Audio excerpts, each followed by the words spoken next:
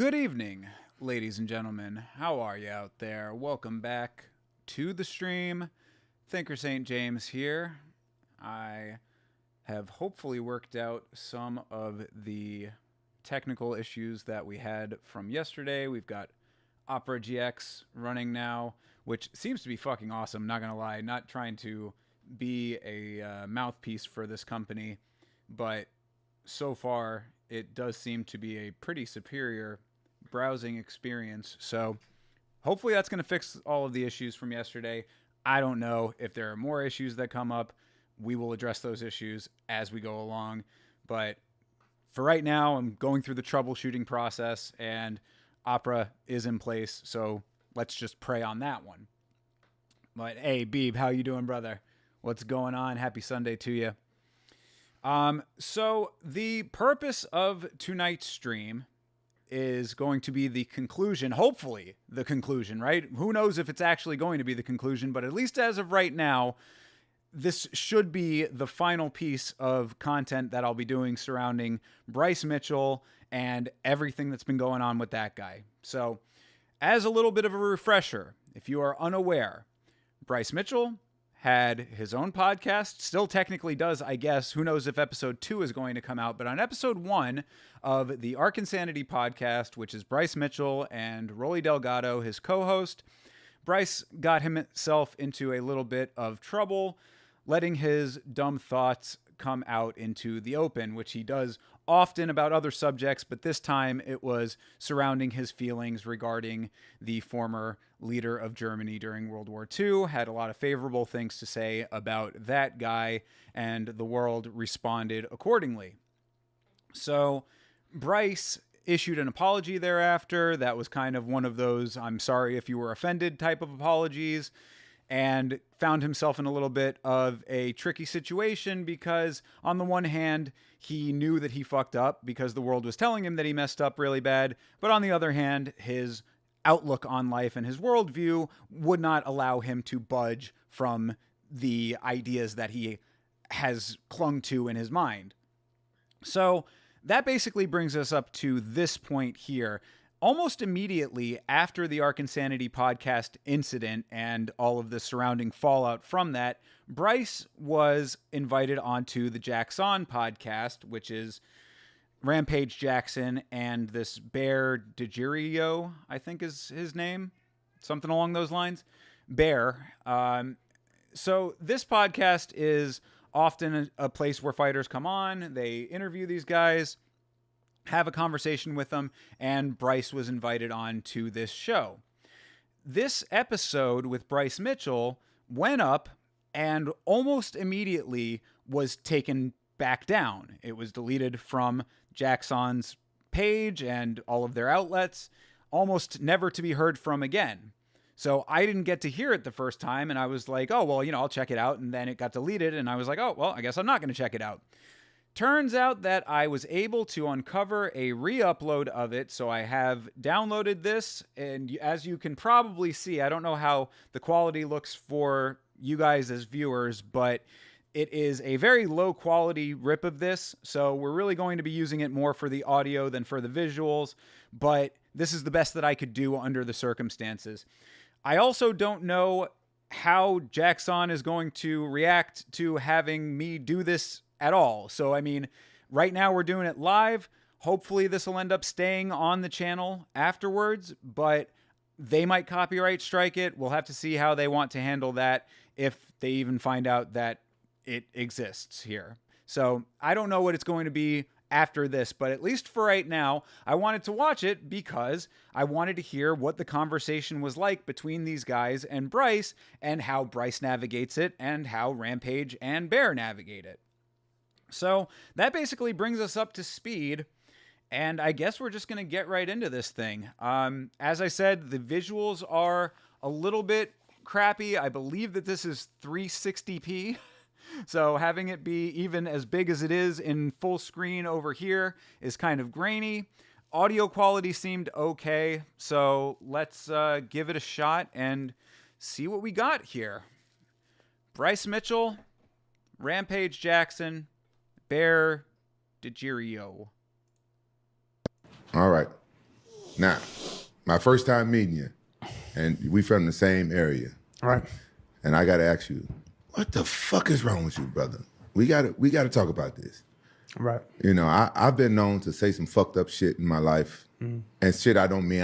I'm a comedian. I like to joke around and stuff like that. But you know, you a fighter, I'm a fighter, and we're used to being able to say whatever the fuck we want and stuff like that. But sometimes we just gotta like really like think about what we say, and then think if we should let that shit get out there.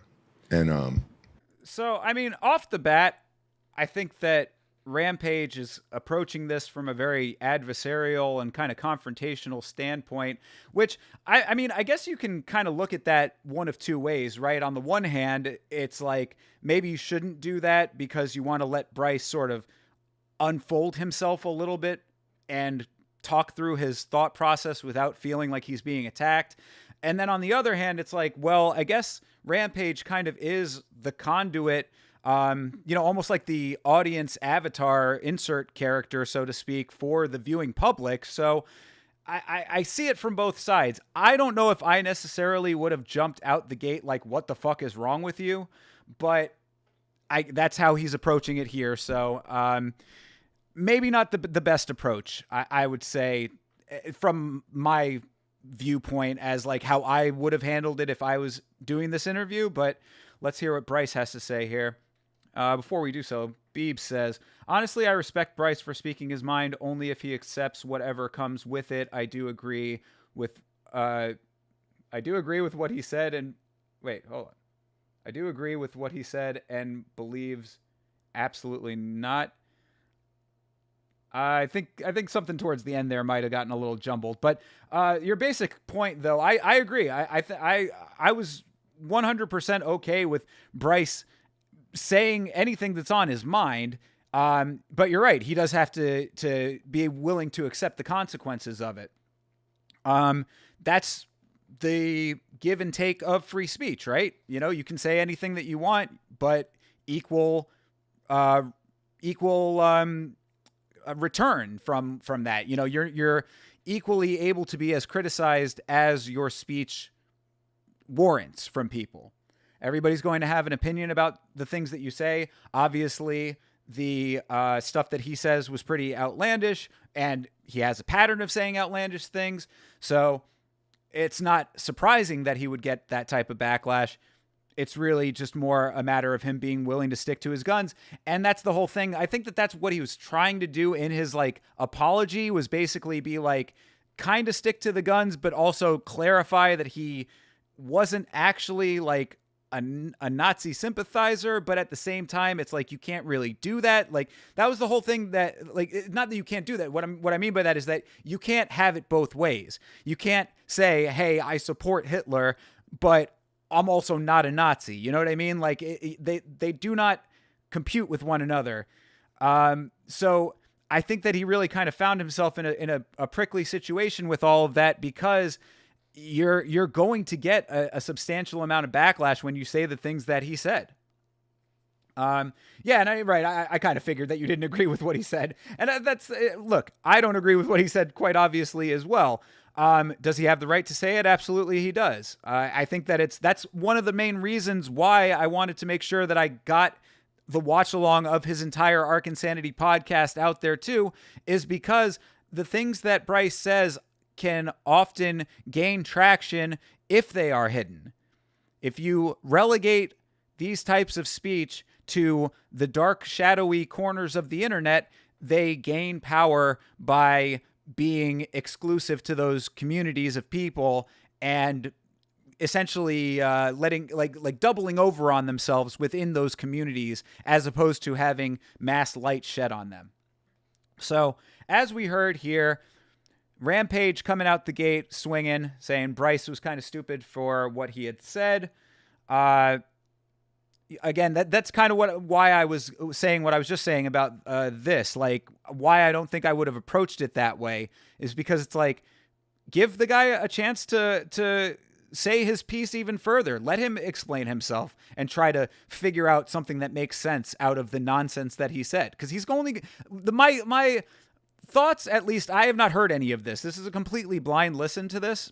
But what I would anticipate, at least, is that he's only going to dig himself further into the hole by doing a podcast like this, you know, where he's actually getting questioned by people who don't agree with him. Because one of the reasons that Bryce was able to get to the point that he's gotten to with his way of thinking and his worldview is because he's not been questioned and pressed on these things by people. Often people look at Bryce and he's an entertaining guy. He's charismatic. He's got a very distinct personality. People kind of look at him and just sort of laugh him off. So it's like, oh yeah, Bryce, the flat earth guy, haha, you know, whatever. They either laugh it off or they disengage from it and say, you know, okay, Bryce, you're outlandish. Your stuff that you say is kind of dumb. I'm not agreeing with it. I'm just going to walk away from the conversation. That's generally the two ways that it would go with this type of person. So when that happens, you either have Bryce getting placated by people to an extent when they laugh him off, or you have people just turning their back and not actually challenging anything that he says. I'm sure that he has people that he surrounds himself with that reinforce the mindset, who also share some of these views. And so because of that, it doubles over on itself with these type of people. They double down, they triple down. So here we go, trying to actually hear him getting questioned a little bit. Let's see how he responds. I've heard since I've heard all this stuff. I've heard some stuff about you, and a lot of people say like you know, they really like listen to your stuff, like you with the Bible and the flat Earth and stuff like that. I'm very interested in that type of stuff. You know, I'm born again guy. You know, I'm not religious anymore, and I believe the Earth is flat and stuff like that. I do.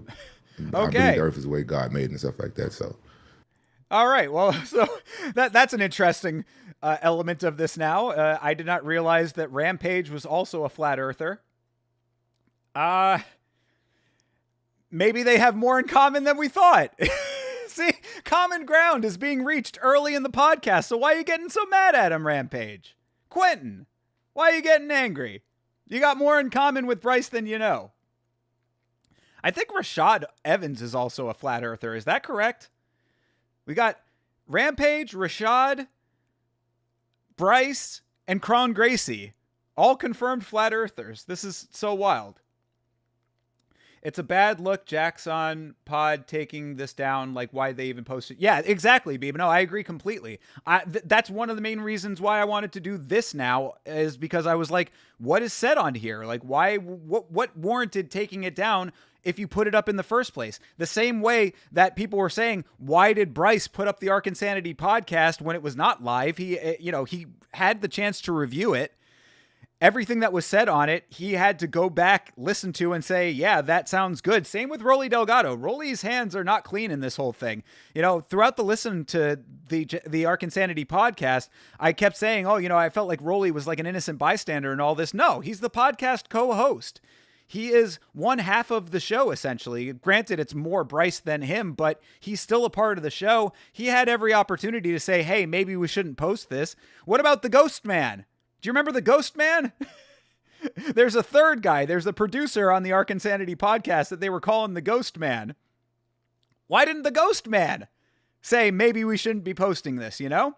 So same thing with Jaxxon here. It's like, you had the opportunity to watch this all over. This is also not live from what I understand. I don't think that they put this out live. Maybe I'm wrong about that one. I don't know if Jaxxon does live episodes or if these are all published after the fact, but either way, I mean, like, you know, stick with your guns here. I mean, I don't understand this whole idea of like, yeah, we're going to put it out there, but then, we're going to pull it back. Like, you're in for a penny, in for a pound. Go one way or go another way, but pick a lane. You think Bear is Jewish, so it might have been him who took it down. I mean, I think that Bear is the main guy on the show, right? Is that correct? I think that this is like Jaxxon is his brand and this is mostly his show. So, yeah, I mean, if he took it down himself, then okay. But again, why take it down if you're going to put it up?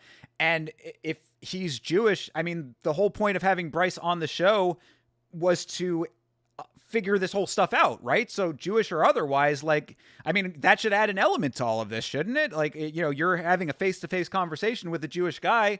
Like, let's hear what it's all about. and stick by it. Like, well, I guess we got to get deeper into this before we start making any judgment calls on that.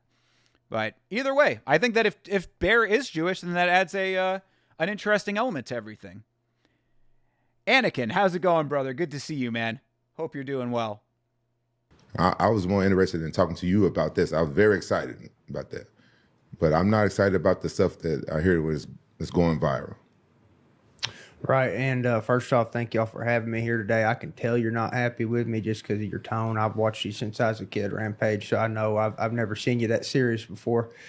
It's really unfortunate that this is the first time that we meet, but also God has a plan. And I want to spend a very brief amount of time talking about what I said. Because of the severity of it. I wish I didn't have to talk about it at all, but I feel like the severity of it being this is the first time I've shown my face since I said it. Mm-hmm. I do want to talk about it. Yeah, I don't think it's going to be a very brief amount of time, Bryce. I think that this is exactly what they want you on here for, and anything else that you have to say is going to be very much secondary, but again, that's just speculation. We'll get deeper into it. It's like he thought taking it down would help. But it made things even worse. Yeah, I don't understand why you would think taking it down would be helpful. If you don't think that there's any value in this conversation, then don't have the conversation to begin with. Don't have the conversation in order to get to the bottom of the situation and then decide not to leave it up if you already put it out. If it went out live and they took it down thereafter, then maybe you can have a little bit of leg to stand on in that one. If it's like, oh, it went out live, we didn't anticipate what it was going to be, took it down thereafter. But if this was pre-recorded and then they put it up only to take it down, then I don't jive with that. But yeah, all right. So, I out the gate from Bryce's standpoint, you can tell that he's not comfortable. Obviously, he's clearing his throat. He's he's picking his words carefully. He's being very respectful. You could hear that he acknowledged Rampage kind of attacking him off the bat as well. So it kind of puts him in a little bit of a hot seat situation. He's feeling a little backed into a corner here. So let's hear what he has to say. In a way, I feel bad for Bryce in this situation, and I only say that because I don't think Bryce realized just how stupid he was to say these things. And I think that that's one of the biggest problems in all of this, is that Bryce is just a dummy. And it's that just because he's not a Rhodes Scholar, just because he's not an Ivy League graduate, does not mean that he is an evil or bad person necessarily. I think he's just an impressionable person, an easily influenced person who had his mind essentially warped by a bunch of bullshit that he clung to and latched onto. And this is the repercussions of all of this. I don't think that he ever anticipated that these comments were going to get as blown wide open as they did. They did not get blown out of proportion. Let's keep that 100% here, because they were 100% interpreted and reacted to accordingly, in my opinion. But I don't think that Bryce meant to cause harm by them necessarily, but he's just too dumb to realize that you can't not get the backlash when you say the things that he said. Yeah, it was not live. It was pre-recorded and only up for a few hours. Yeah, then there's no excuse for taking it down, in my opinion. If you sat there, watched it back, edited it, and decided it was good enough to put out, stick with it. Stick to your guns. Stick with your choice. All right, let's hear what Bryce has to say. First things first. I said word for word, I do not support. I am not a Nazi. I said it word for word. You can go back and watch it. And people just clipped up some of the stuff.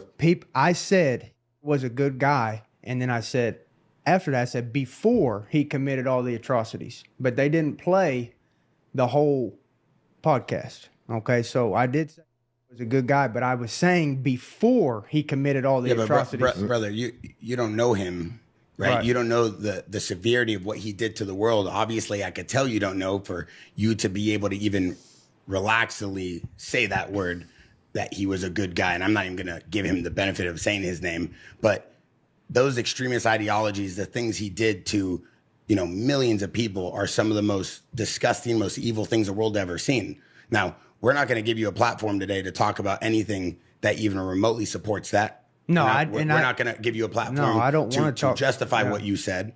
And matter of fact, and me and Rampage talked about this. We're not even going to give you a platform to explain yourself on that. I personally just feel with the things that he did and the millions of people that died, there's no justification pre or post whatever you did say. Ain't nobody a good guy. Okay, hold on a second here.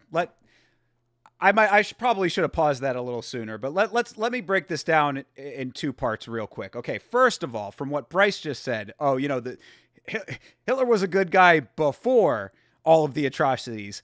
How do you think that the atrocities came to happen, Bryce? Like, did they just spring up one day out of nowhere and he just happened to be the fall guy? Like, no. Hitler was always the evil guy leading up to all of that. It was not one big bang of atrocities. It was a million tiny cuts, death by 1,000 cuts, so to speak. It took a lot of actions on Hitler's part to make all of those happen. So that's point number one. But point number two, what the fuck is Bear talking about here? We're not going to give you a platform to refute any of the stuff that you said. Then what the hell is the point of having Bryce on the show? Like, why would you have him on here? I mean, I can understand you being upset with him for saying those things, especially I didn't realize that Bear is Jewish. I don't even know if that's actually true or not. Maybe somebody else can confirm that. But regardless of whether Bear is Jewish or not, I mean, I can understand being upset with the comments.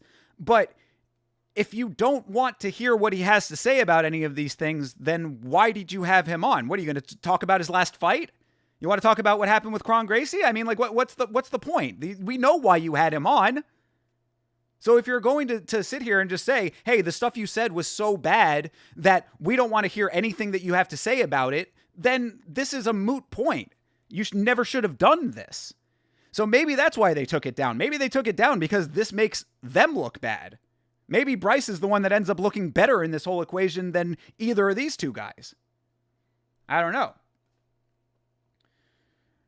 Says we can't give you a platform. Why have him on in the first place? Exactly. There you go. Bear trains. He should keep that same energy and have a sparring match with Bryce, not just have the battery on his back because Rampage is there. Hey, I mean, fair. I don't know. I don't think that anybody needs to necessarily take this into like the actual fighting world, because this is one of those things that even though everybody involved is in the fight world, this is like kind of external to fighting.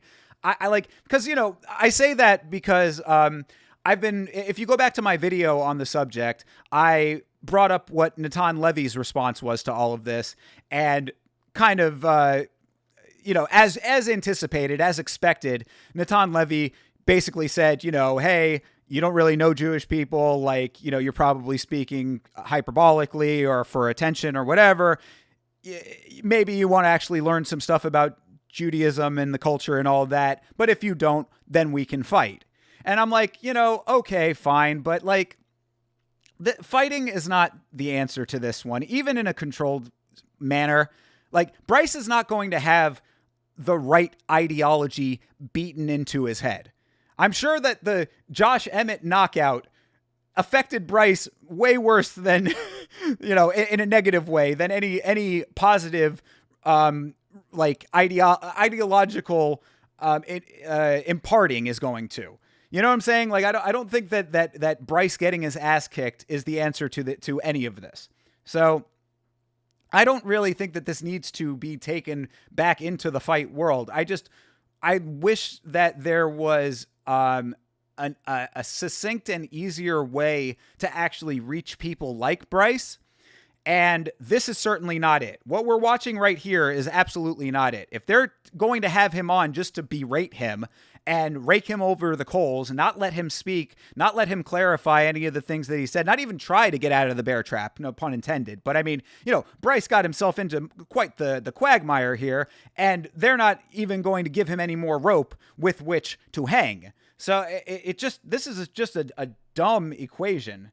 As far as the way that they're navigating this conversation, at least from the outset. So let's let this run a little bit more. And we as people, and me as a fan of MMA, right? As a fighter, I watch all your fights, right? You bring the Bible in the cage. You did some amazing things before that podcast. Rampage is an icon to me. I look up to Rampage. So when Rampage gets serious, even when he said, listen, man, I got a full-time Jewish chef.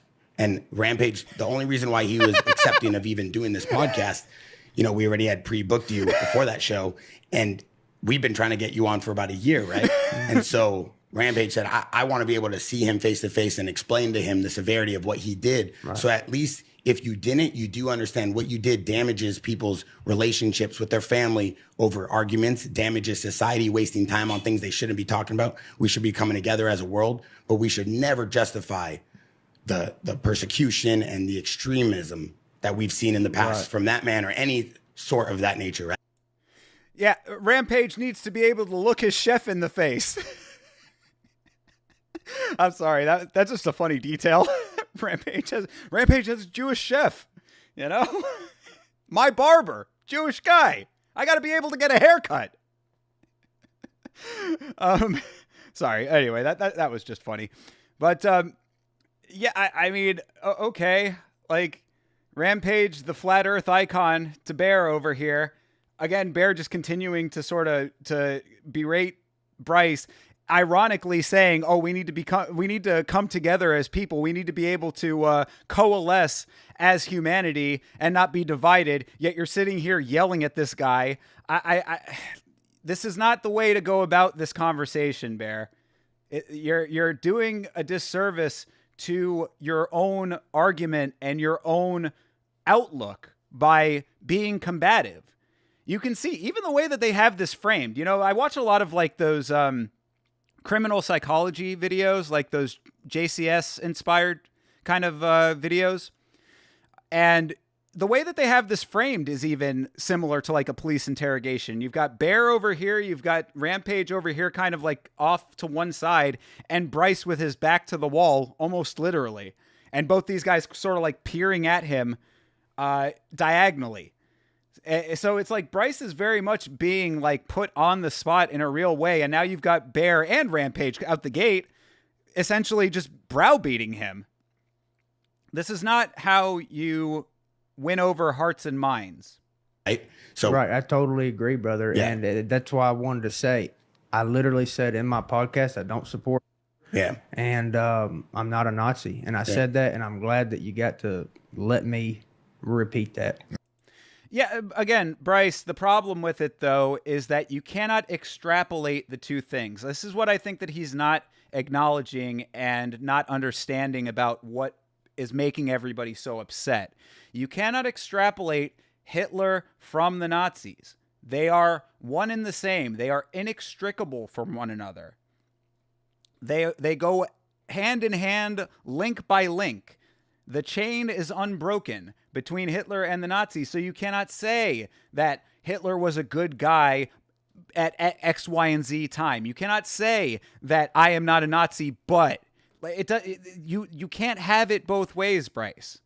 This is the unfortunate aspect when you say things like what you said. Again, I think that Bryce did not understand the severity of what he was saying. He was trying to be the above it all mentality person. You know, I am on a higher plane of thinking. So, you know, it might sound spicy. It might sound against the grain. It might go against your conventional school wisdom, your learned behavior from your indoctrination by public school, but I've got the real dirt. I've got the real juice over here. I know the reality of the situation, and actually Hitler was a good guy. Like Bryce was trying to like one up people with this line of thinking and did not realize just how deep the hole he was digging was. And so from the point that he's at now, where he's saying, oh, well, but what I meant was this and that. No, you cannot have it both ways, Bryce. It does not work that way. So sorry you got a stew in it. Sorry you have to be interrogated by these two chuckleheads, but it is what it is. And sadly, you got to take the licks on this one. Fun fact, Bear is a virgin. I'm not sure. What? Pardon, baking powder? Excuse me? Bear is a virgin. I'm not trolling. He clearly says that in previous pods he's done. Bro is literally a 40-year-old virgin. Okay.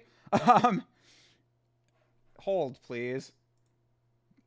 I mean, I'd bring this up, but I have this, the way that I have this set up, I can't bring the other screen up easily right now. So just hold on for 1 second. Bear Degidio.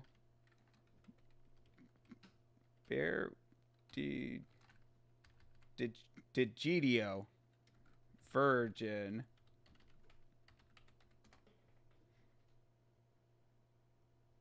I mean, was he trolling when he said it? Because I'm not seeing anything specifically about it coming up. I would think that would be something that Reddit would have taken and ran with it like to the nth degree if that was true. So I'm going to I'm gonna press X to doubt on that one just for the time being. If you can find some legitimate proof of that where he's not like saying it tongue in cheek, then I'll maybe lend a little bit more credence to it. But for right now, that seems a little bit spurious. But if it is true, that's fucking wild. All right, let's keep going here. How long have you had that podcast? That was my first episode. And here's Episode the thing, 1. guys, is, you know, before he did all of that stuff is what I was talking about, guys. Bryce, you can keep saying that all you want. It doesn't make it a good argument. That's what I would be saying if I was Bear or Rampage at the moment. It's like, dude, you can say that over and over again as many times as you want. It doesn't make it valid. Remix it 17 different ways, Bryce. It's not going to make it any better. Rampage also rips him for being a virgin. I have to do more research on this to find out exactly what's... I'm gonna get to the bottom of that one, Beeb. Yeah, we're not even. We understand. Listen, I'm not denying anybody's suffering, bro. Yeah. Like, We I'm understand literally that. not denying anybody's suffering. We understand. But you do And I wish I know wouldn't millions even- of people, over 5 million people died because of him. A lot right? of people. One of the died. deadliest wars of all time, World War II. Probably over 50 million people, 3 to 5% It of the was the population died. deadliest war. Yeah. Yeah. Yeah, So it you was the are aware that deadliest war. even trying to justify that, you got to move past that, brother.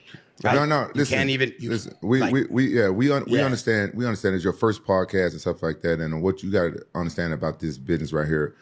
You got to be careful what you say because people will take it out of context and they will clip it. You know. That's what I believe happened. Well, see, that's funny. That's funny that they're saying it was taken out of context because the rest of the context is worse. The rest of the context is way worse. Go back and watch the full watch that I did of the Ark Insanity podcast on this channel. There's stuff that he says around the point that was clipped that's way more damning. He almost goes into like full-on Holocaust denial. Like, that's funny that Bear brought up the numbers because the whole 6 million Jews or 5 million Jews, whatever the actual full-on number is. I think 6 million is the agreed upon number that's generally put out there as the amount of Jewish lives lost via the Holocaust. That's a huge sticking point for Holocaust deniers. 6 million is overblown. There's no way it could have been 6 million. How could they have even done that with the amount of chambers that they had? Whatever. I'm not going to get into all of the specifics of it. The point is that if you go to the deep recesses of the internet, the 4chan type boards and places like that where they discuss these matters, the people who are Holocaust deniers, generally white supremacists, often, sprinkling of other types of people as well, but they point to that as one of the major sticking points. It was more like a couple 100,000 or blah, blah, blah, whatever. Bryce is one of those people, though. Bryce even said, like, on the Ark Insanity podcast, no, there's no way that they actually killed that many people. So the context is, like, even more damning. Like, the fact that little piece was clipped, the piece that should have been clipped would have been about 5 minutes long because it was at the very, very end of the episode of the Ark Insanity podcast that all of this was being discussed. Like, the episode's like an hour and a half long. All of the stuff that they're talking about was at the very end of it, and it was maybe over the course of about 10 minutes. Like, if you had broken down each part that was insanely outlandish, like, there could have been 25 viral clips from this show. It was not just the piece that was going around. The piece that was going around was pretty bad. The rest, very bad, if not worse. TJF, how the fuck you doing, man? Long time no see, brother. Hope you're doing well. Hope school's going good for you. The worst part is someone had to listen to the podcast to discover it. Yeah, I mean, look, it needs to be out there if this kind of thought is in our society at all. So, I mean, the one, like, maybe silver lining that you can take from all of this is that it is good to see that, like, the majority of people are calling this kind of thinking out. But it's not everybody. It's not everybody, man. I'm on a lot of Facebook groups. I see a lot of opinions from a lot of different people regarding this stuff. And there is a large amount of anti-Semitism in this world. And they cling to this kind of stuff. So the majority of people, though, are acknowledging how dumb this shit is. So I think that that's at least a positive. Free Bryce to Volk and call it a day. Yeah, feed Bryce to Volk. I mean, people have been saying a whole bunch of stuff. I did say that it's going to be very interesting to see what Bryce's next fight is like. What his walkout's going to be like, what the crowd reaction is going to be like, what the in-cage is going to be like, what his post-fight interview is going to be like if he wins. I'm honestly kind of looking forward to it. Maybe that'll be part 4 of this ongoing coverage of this subject, but let's keep up with what we've got going right now. But, you know, I shouldn't have said it in the first place. Yeah, you shouldn't have said it. Yeah, you should have said it in the first place. And there's other things you said in that clip, and I'm not here to twist the knife. I mean, you did it to yourself. I'm just here to tell you, even the other things you did, you have to do the education and understand the severity of you as an athlete and someone who the MMA community put you on a pedestal because of the performance and what you did for the sport as a fighter. You have a voice. Yeah. And if you don't use that voice for good, not all free speech needs to be said. You know what I mean? Yeah. Like, I believe in free speech, but I believe in free speech that does good for the community. And just having free speech to say idiotic things and damaging communities of our country and damaging people and damaging religions is not always needed. I see. Well, first of all, you absolutely are here to twist the knife because you just said you didn't want to hear any of what he had to say about the subject. So what else would the point of this be if not to twist the knife?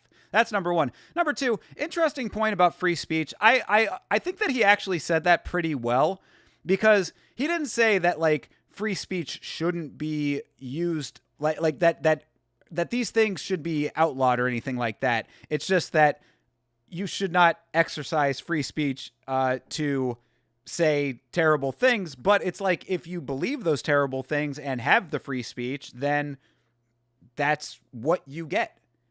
So it is what it is. I mean, I don't think that you really should be bringing up the freedom of speech aspect of it, because, to be perfectly honest, like, that's part of what you get when you have free speech in the first place. This is what you end up with. I think that if I could say anything positive from the free speech perspective, because I am a free speech absolutist almost, I mean, like, with very, very rare exception, I take freedom of speech extremely seriously. From the free speech perspective, I would say that at the very least, Bryce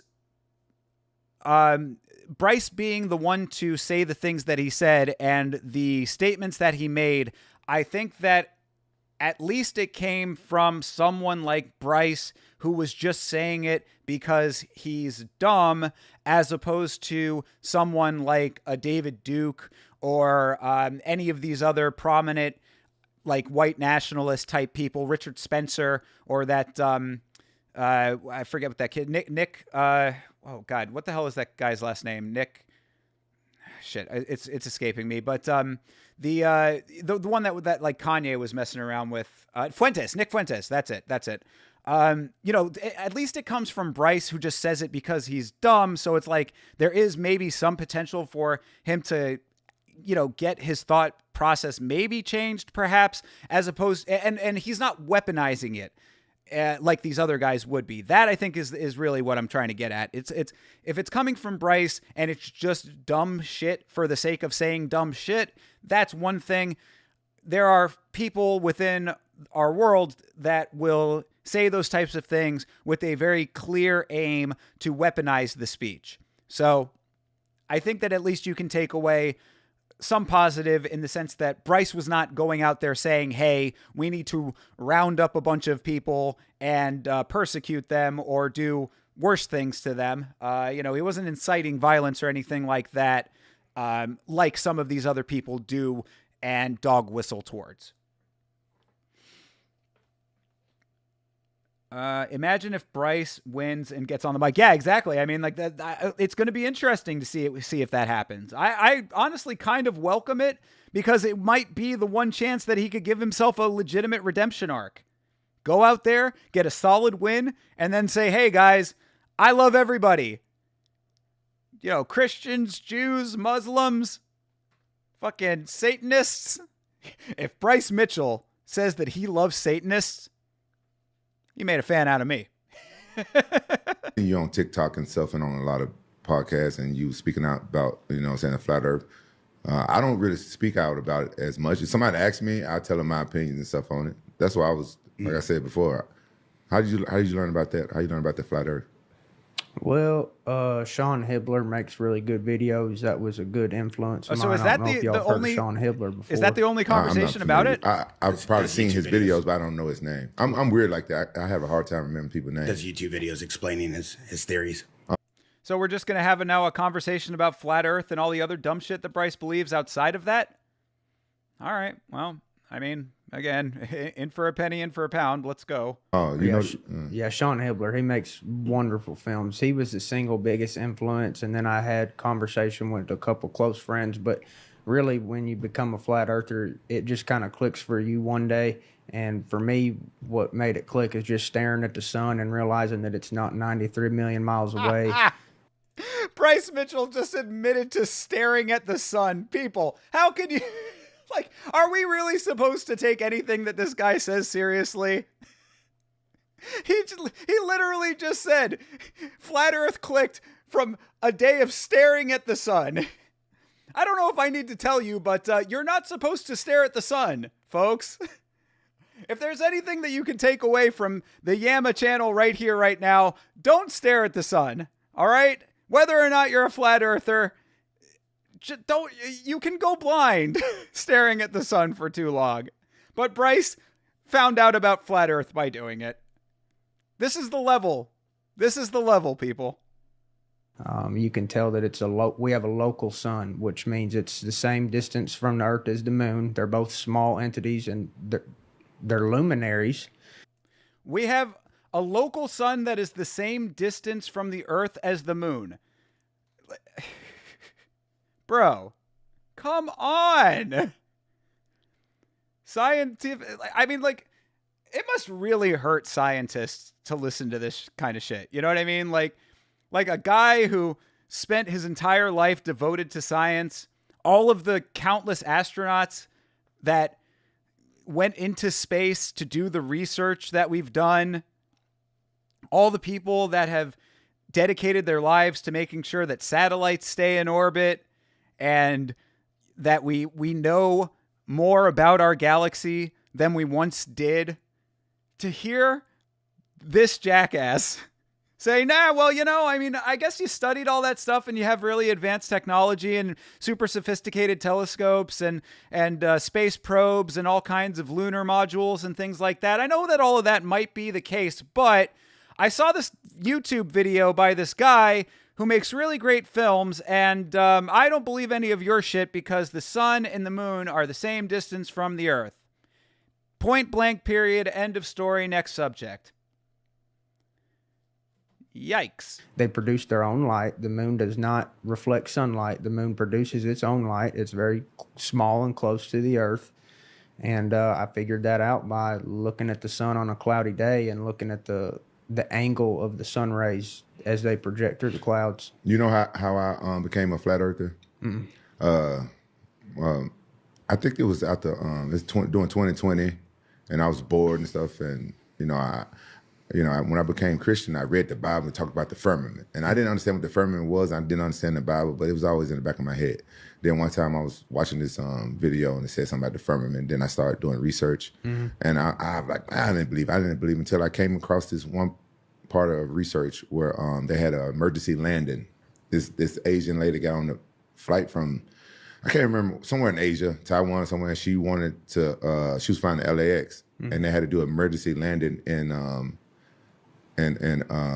Alaska, flying from, come across LA, come from Asia. I was like, even me, I don't know much about geography. I'm like, that's not an emergency landing coming from that way. It should be further to go to Alaska. It should be out of your way. Yeah, but really, they fly right over Alaska. Because the map is distorted. Yeah, we don't live on a globe. It's a flat circle. That's right. Yeah. Right. My common sense, and I'm not the smartest guy. I'm not either. My common sense, I was like, we've been lied to about something. So that's when I started looking more into it, and I started believing it. And then I started hearing people like you speak out, and Eddie Bravo, and I started looking into it. But I just feel like that's who you want to align with is Eddie Bravo.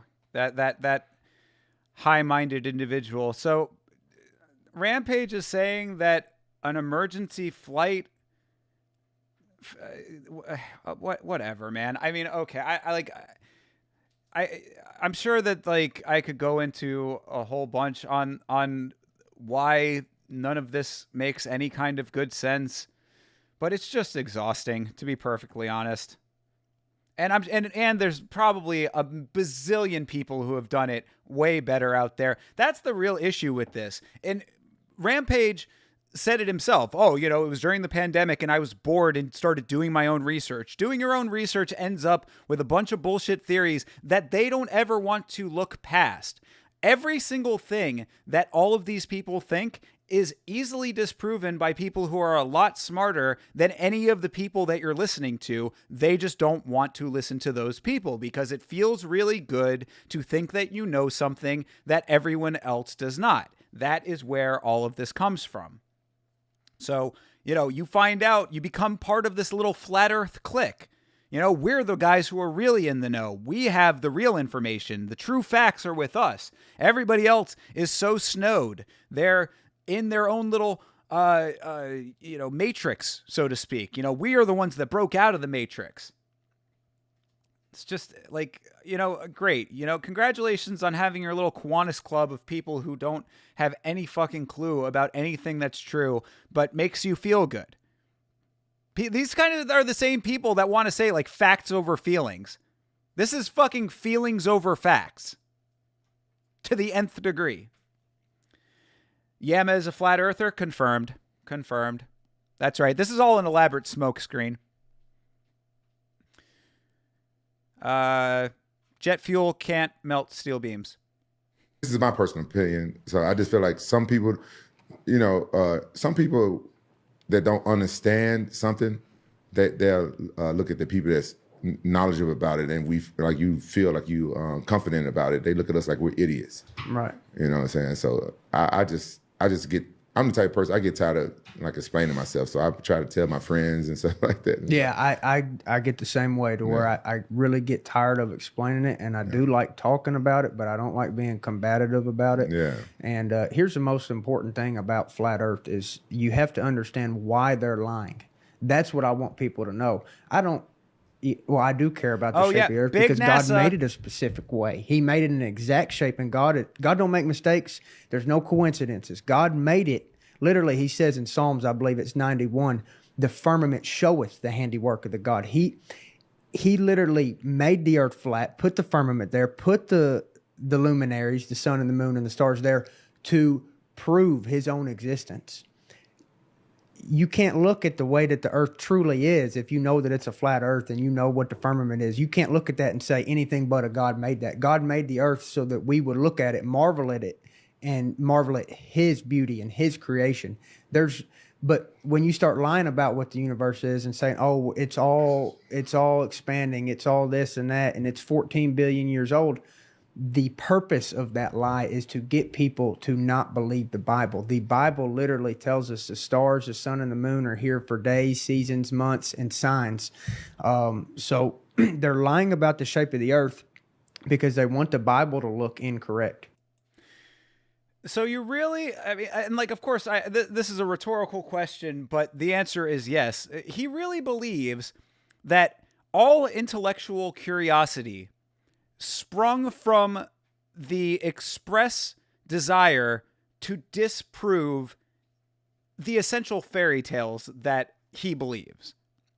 I mean, I'm not trying to be antagonistic myself when it comes to religious people. As I said on the Ark Insanity watch along, I think that there are good aspects of religious belief to an extent. I think that I think people who are devout form like communities that help each other, and that's human bonding that is important.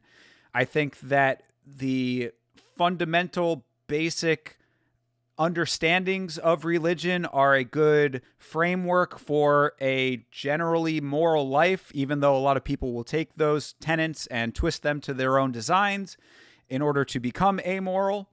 But stripping that aspect of it away, I think that the basic framework is something that leads people in a generally good path. So there is some positives there. But to have the mindset that all scientific endeavors and all intellectual pursuits were expressly driven by the desire to refute the Bible is just such a fucking reductive point of view. Like it's extremely disrespectful to all of those people that set out to enlighten humanity with some greater understanding of existence. Bryce does not want a greater understanding of existence. He's got a book that tells him everything he needs to know about existence. This little book has everything that I need, all of what you've done, all of the trial and error, all of the scientific deduction and reasoning and testing and hypothesizing, everything that you've done in order to further the understanding of what it is to exist on this planet is bullshit because I've got a book. Fuck off, Bryce. Fuck off. And they don't want you to believe in God. They want you to be controlled. What this is all leading to is the mark of the beast. And that's basically where one man controls the whole planet. It's called the Antichrist. And it's going to happen. And I see it happening in our lifetime. What I believe is going to happen, because everything culminates into that Antichrist. But if everybody believes in God, the Antichrist can't take over. So society is all one big conspiracy, getting everybody to not believe in God, and so that the world is primed for the Antichrist. When the Antichrist comes, he's going to say, you take this mark in your palm, your right palm, or you put this mark on your head. And if you don't do that, I'm going to kill you. And we see now people putting chips in people's head. We see now digital currency coming along. I'm telling you, when they take cash away, that mark of the beast is right around the corner. So everything that you see in society is leading up to the point where the mark of the beast is going to be implemented. The true Christians are going to have their heads cut off, and the rest of people are going to have some type of chip in their forehead or in their hand, and they're going to be controlled. And that's what we're going towards. The same bullshit has been said time and time again with every technological advancement. This is the same thing that people were saying when automobiles were invented, when the internet was invented, when electricity became prevalent in society and mass used. All major advancements in technology and societal evolution are all in the same line with this type of opposition from people like Bryce and fundamentalist hardline ideologues. It's all a big conspiracy theory that is in contrast to the things that we believe, and it's all in service of this great reckoning that's going to be coming at some point. Yet, you know what never happens? The actual reckoning that they're talking about. It never happens. It never shows up. It's never going to come. It's all a fucking dog and pony show. And that's why it's so exhausting having to listen to this kind of shit. Because it's the same shit that has been said so many times. And what Bryce will never come around to understanding is that he is going to live his entire life. Nothing that he thinks is going to happen is going to finally happen. And then, eventually when he passes away, it's just the next person who's going to do the exact same fucking thing. And the rest of life continues to move on as it's going to, with all of this bullshit having been for naught. Can't take Bryce serious. This is why MMA fighters shouldn't have a voice. No, incorrect, TJF. MMA fighters should absolutely have a voice. They just, hopefully don't have the same type of opinions as Bryce does. I think that it's important that we do know the fighters that we watch and enjoy the handiworks of. I always go back to fighters like Rich Franklin, who is a great example of a great and decent man. Done great things for his community. Forrest Griffin is like the community ambassador for the UFC. Goes out to children's hospitals and works with Make-A-Wish Foundation and things like that. These are great people who deserve to have their platforms and deserve to be held up within the MMA community and lauded for their contributions to the sport and the greater good that the sport can provide. We should not be limiting anybody's speech. It's just unfortunate that sometimes when people like Bryce get on the mic, then this is what you get. But it's also one of the greatest things about MMA and one of the reasons that I love it so much and why I wanted to start covering it in the first place. I love MMA because MMA is one of the last bastions where you have the entire spectrum of humanity, from the greatest of great people to the absolute most despicable people that you've ever thought of in your life, on a spectrum, and everybody gets their voice. Everybody has the opportunity to fully express themselves. We live in a very repressive society nowadays where speech often is limited in a lot of ways. MMA is one of the last great frontiers where you can still fully express exactly who you are. Sometimes you get Rich Franklin, sometimes you get Bryce Mitchell. Is fair just Bryce is misusing it? Bryce wouldn't say that he's misusing it. I mean, maybe now he would. But, that's a subjective thing. There are a lot of people out there who don't think that Bryce is wrong. Hate to say that, with a truthful intent, that's not being facetious. There are a lot of people who say, hey, based Bryce, this guy knows what's up. This guy is speaking truth. So it just is what it is. And again, I do think that there is the silver lining, and that silver lining is that a lot of people do disagree with this. So it is what it is. So you do you believe that's already written, that it's going to happen anyway? There's no way to stop that? Rampage, there is nothing that we can do to stop the mark of the beast. It is already written. It's going to happen. Now, I do believe that we can prolong it. I honestly do believe that. What's the point? We can prolong it by worshiping God, spreading him back into our society, turning back to God, getting rid of all the evil and wickedness, and begging Jesus for forgiveness for our sins. What's the point of prolonging it? Like, why would you prolong it? Like, I mean, if this is all written, if it's all something that is destined to happen in the end anyway, then why don't we just get to it and get it over with? It's one of the things I always say when these types of arguments come up. It's like, look, if this Antichrist thing is so real and is going to happen, just let it fucking happen already. I'm tired of hearing about this shit. I want to get to the other side of it, whatever the other side of it is. So either put up or shut up, Antichrist.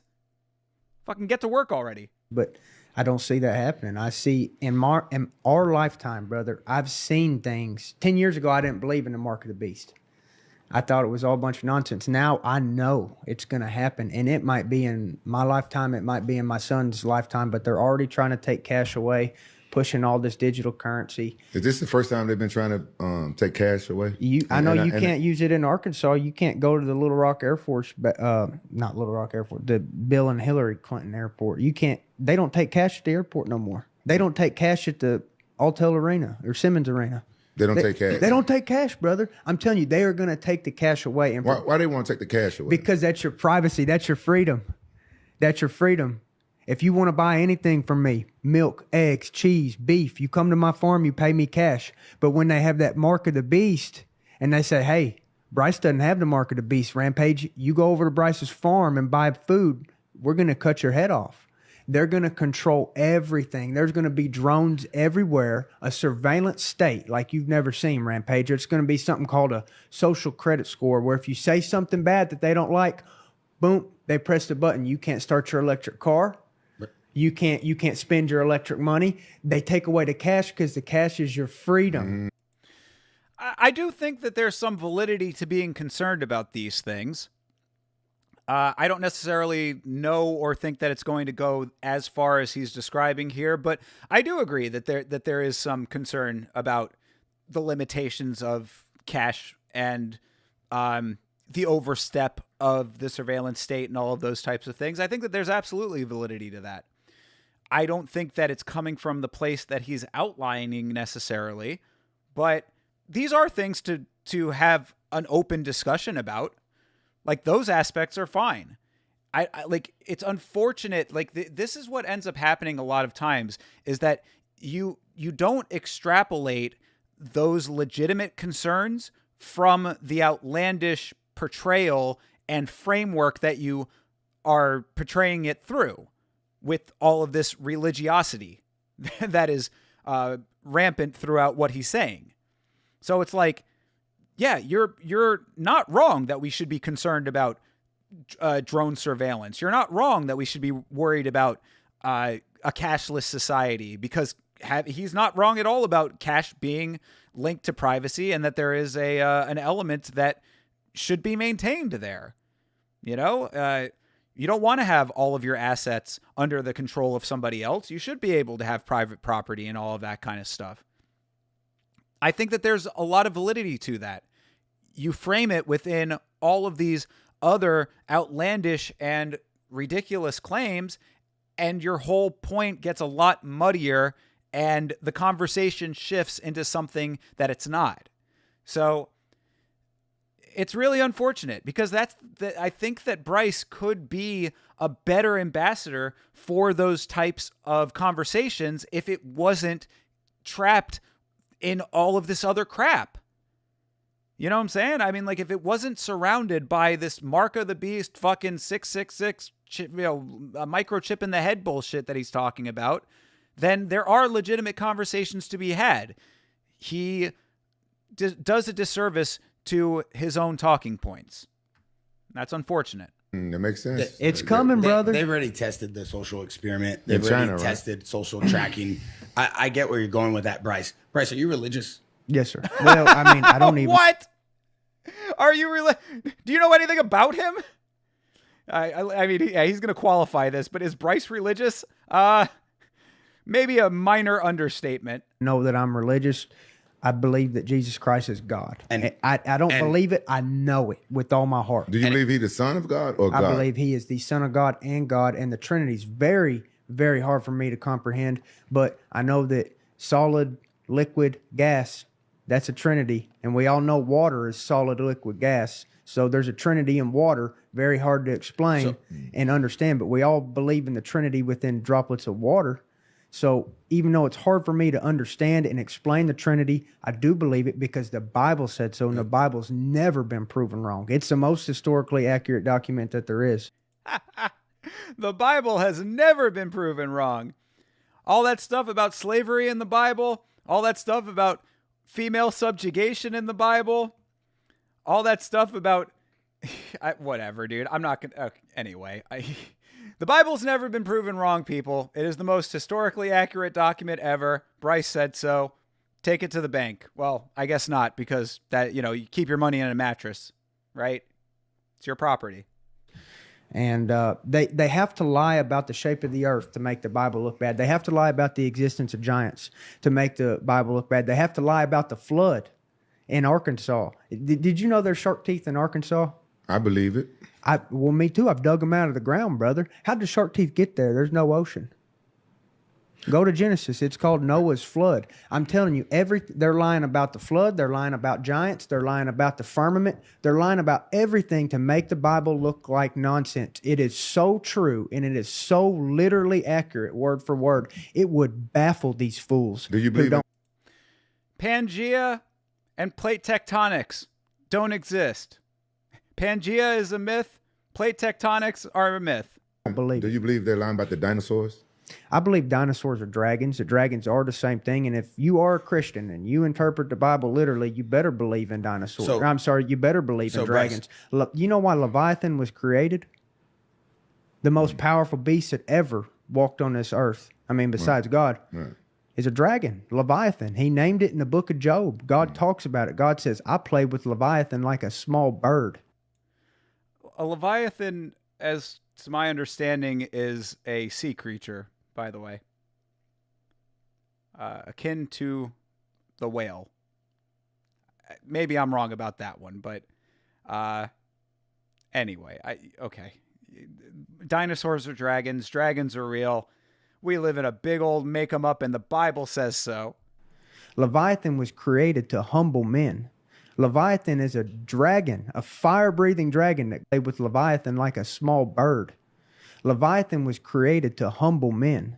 Leviathan is a dragon, a fire-breathing dragon that God created and he talks about and names in the book of Job. If you are a Christian and you don't believe in dragons, then you don't believe God and you're calling God a liar. Bryce. If you are curious about Christianity, you can listen to the band Imagine Dragons. And maybe that'll help you gain an understanding of this concept so that you can eventually become a Christian. You start off by imagining dragons, then you believe in dragons, then you realize the earth is flat, then you become Bryce Mitchell. It's a pipeline. Do you understand that God making the son in his image, sending him to earth to, free us of our sins? I'm Catholic. I'm Roman Catholic. My family's Roman Catholic. I have a lot of Jewish friends, a lot of Muslim friends. So do you understand that Jewish. The fundamental principle of the Bible is understanding that we are all one people, right? We are all made in the image of God. And our job is to not be judgmental, but to help people elevate, to help people overcome the internal demons they're fighting. Obviously, you're fighting internal demons.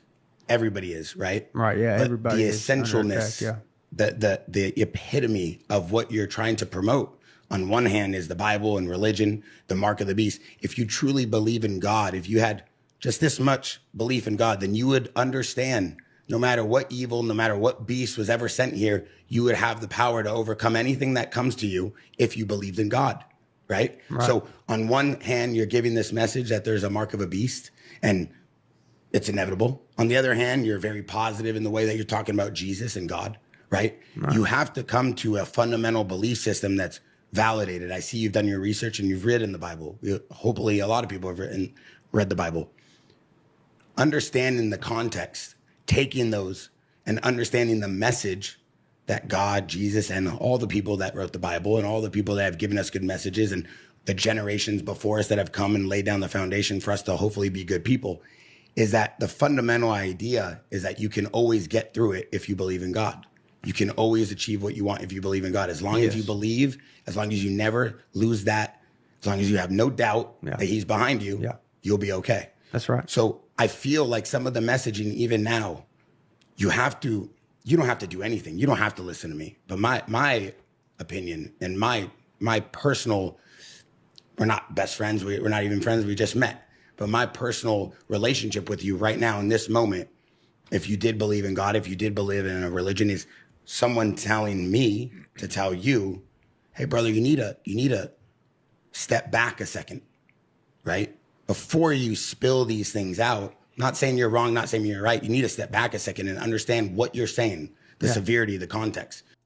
I mean, look, I do think that he's kind of slightly all over the place in all of this, but that aspect of it is pretty true. I do think that it would be good. It would have definitely been good if somebody had said that to Bryce before he started to open his mouth about Hitler and all that stuff. But, think before you speak is probably something that is a good fundamental idea for Bryce that I don't think he really has now. So, yeah, I do think that there's some validity there.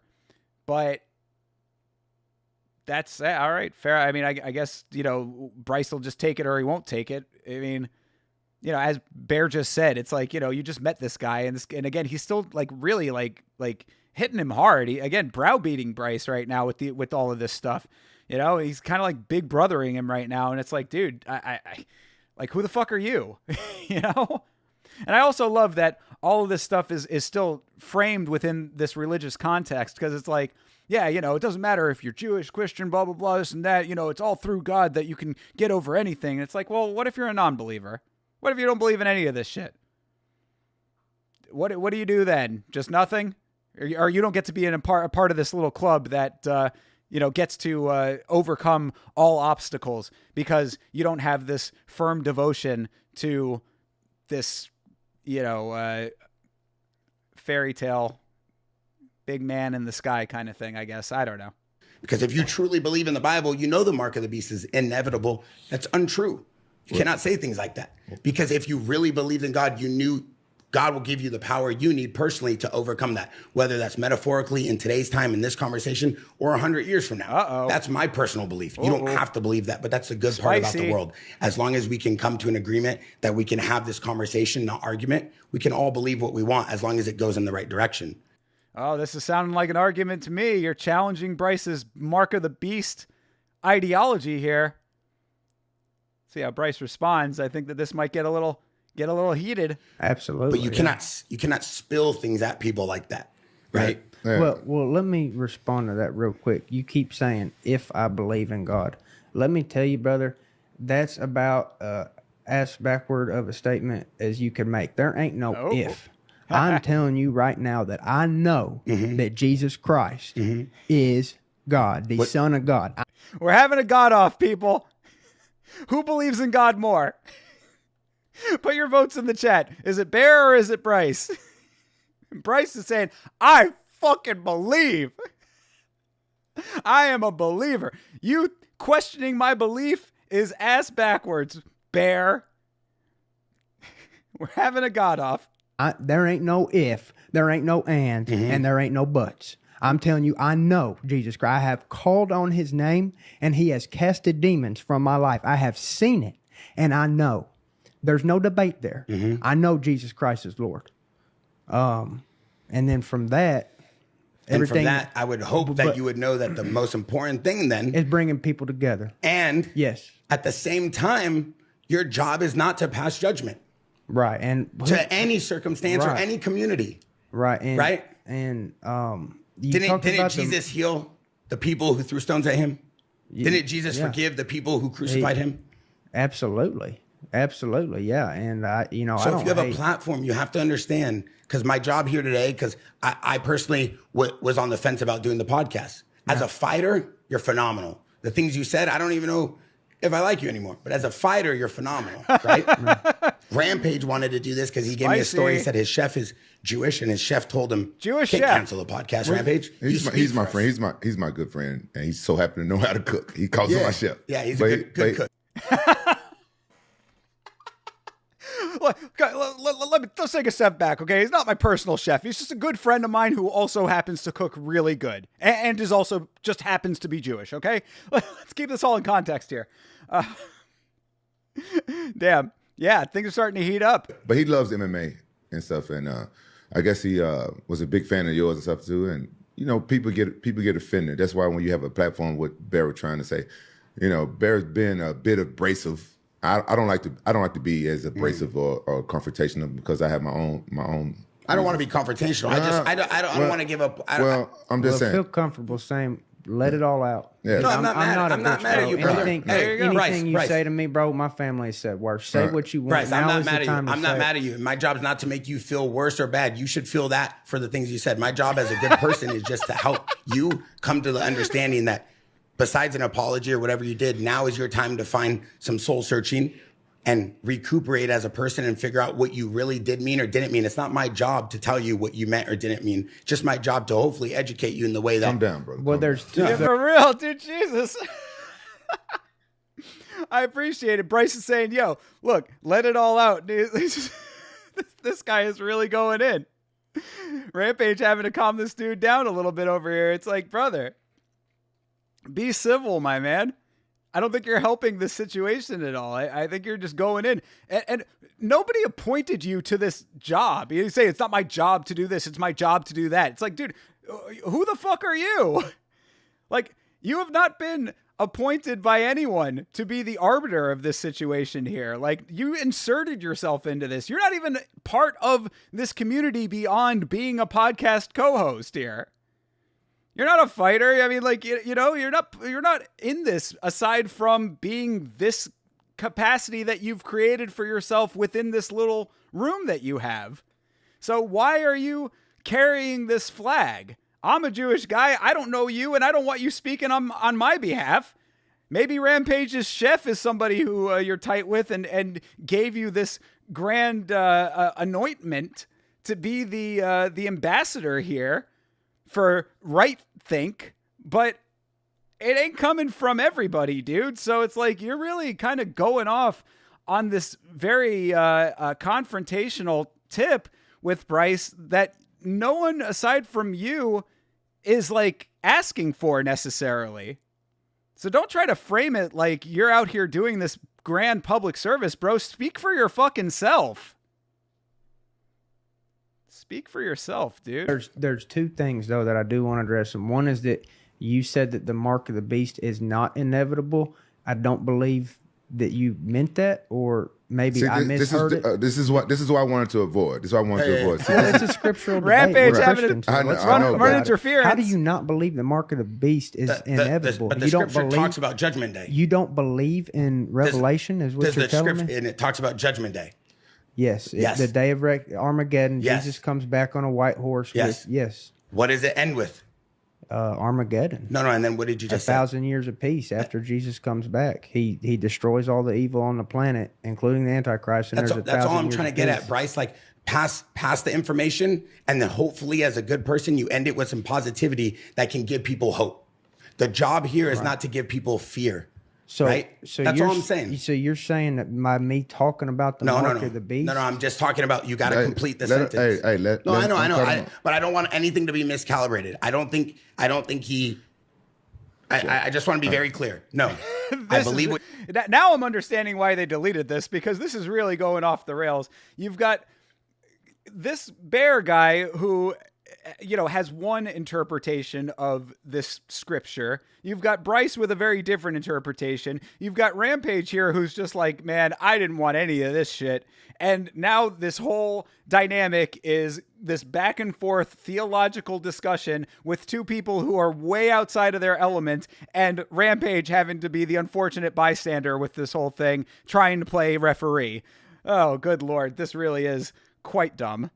You're saying in Judgment Day, in exactly what you're saying, but then end it with the fact that there is hope for the people that do believe. There's always hope, brother. And end it with that, and then continue. Because I don't want to talk about negativity. I don't want to talk about the mark of the beast. I want to. Dude, you want negativity so much. Like, I mean, this is the whole point, is you bring Bryce on. You just told him that you don't even like him because of what he said. So how do you come to this conversation in any way that isn't negative, if that's what you're presenting yourself as? I'm a guy who thinks the right way. You're a guy who thinks the wrong way. I don't even like you because you think the wrong way. So I'm going to tell you all of my thoughts, and you have to sit here and listen to all of them because it's my podcast. This is dumb. Talk about how to overcome the mark of the beast. I want to talk about how a guy like Rampage could be looking out for me, 10 years younger than him, since I was 20 years old, as a friend, right? I want to talk about the things that bring people and culture together. That's why we did this platform. See, this is the thing. I'm in this conversation with you guys, and you know what I'm saying, I'm a believer. You know, so I'm very spiritual. I used to be religious, and my opinion is that religion is man-made. But you know what I'm saying, I read the Bible. I believe that the Old Testament is a history book. It's a true history book. I have my beliefs, but I don't push my beliefs on other people. But that's me. You on a different mission. You know what I'm saying? So I understand where he's coming from. I understand where you're coming from, and that's why I didn't want to get into that debate, because it's never good to debate with people about religion, because that's why there are so many different denominations. Because people can us three can read the same scripture and get three different ideas about it. It's a living book, and just the way we are. So, yeah, which is exactly why I don't believe any of it, because it's just a fucking man-made document that has been translated and interpreted and rewritten and augmented and changed a million times, and is then reinterpreted by a bunch of different people in a bunch of different ways. It's just it's a wishful thinking exercise to believe any of this stuff, in my opinion. And that's why I stay away from these types of debates, because they are pointless. There is no point to any of this. Sitting here and arguing with each other about it does nothing. You're not going to change anybody's mind within this room. Maybe you sway some people outside of it by listening to the podcast, but then you took it down, so I guess that's not even going to happen now. This is a fruitless endeavor. I understand what you're saying. You want to let people know, like, repent and do all this stuff because, things happen. They're embarrassed. Like, yeah, but he like the positive side. Like, what's going to happen is going to happen, but, you know what I'm saying? God said, no weapon formed against me shall prosper. And after all that stuff said and done, after Jesus come back on a white horse, it's gonna be peace for 1,000 years. It's gonna be good. Like, if it's in the Bible and it's in the Revelation, it says it's gonna happen. It's gonna happen. But it don't end with that. It don't just. No, that's not the end of the story. Right. It's the mark of the beast or whatever. But the only reason I brought that up is because I see it coming to that in our lifetime.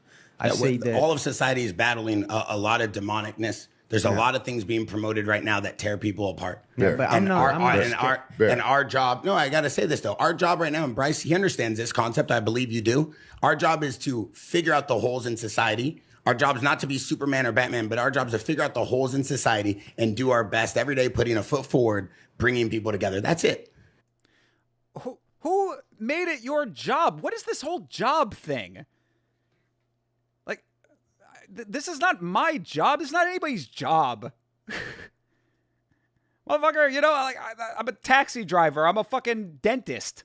It's my fucking job. What is this? Who said it was your job to do any of this stuff? This self-appointed, self-righteousness. It's just ridiculous, dude. To even have the grandiosity within your own mind to think that you're going to be the person that brings everybody together, to put so much emphasis on Bryce, even to think that he's going to be the person, even with the sizable platform that he might have, to sow the seeds of even further division. That is partially a symptom of the stuff that Bryce talks about. But the people that believe that kind of stuff, I think it's very rare that a person finds that and then from Bryce is like, oh, okay, this is now how I'm going to think. I didn't think that way before, but now, because I heard Bryce Mitchell say it, now I'm going to believe that. I'm sure that there's some element of that. It's not a 0% equation with that. But you're putting a whole hell of a lot of emphasis on these conversations that I think you're really self-appointing. And to be fair, or to be perfectly honest with at least how it comes off to me, it's exceedingly pompous to be saying these things. It's my job to do X, Y, and Z. It's your job to do X, Y, and Z. Shut up! Fucking dudes out here filling temp positions. The Taskmaster, Bear Degidio.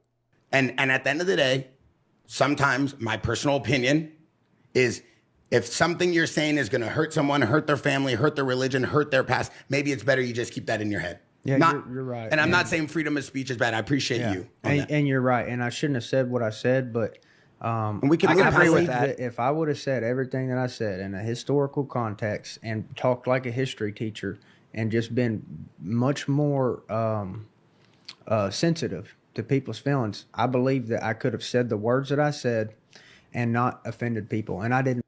No. No, you couldn't have, Bryce. No, you couldn't have. There is no way that you could have calmly and rationally said the things that you said without them being offensive. That is just not true. It's amazing that you think that that would have been possible, but I hate to break it to you. There is no presentation of the words that you said. There's no combination of those sentences and that sentiment that could have been perceived any better than they were.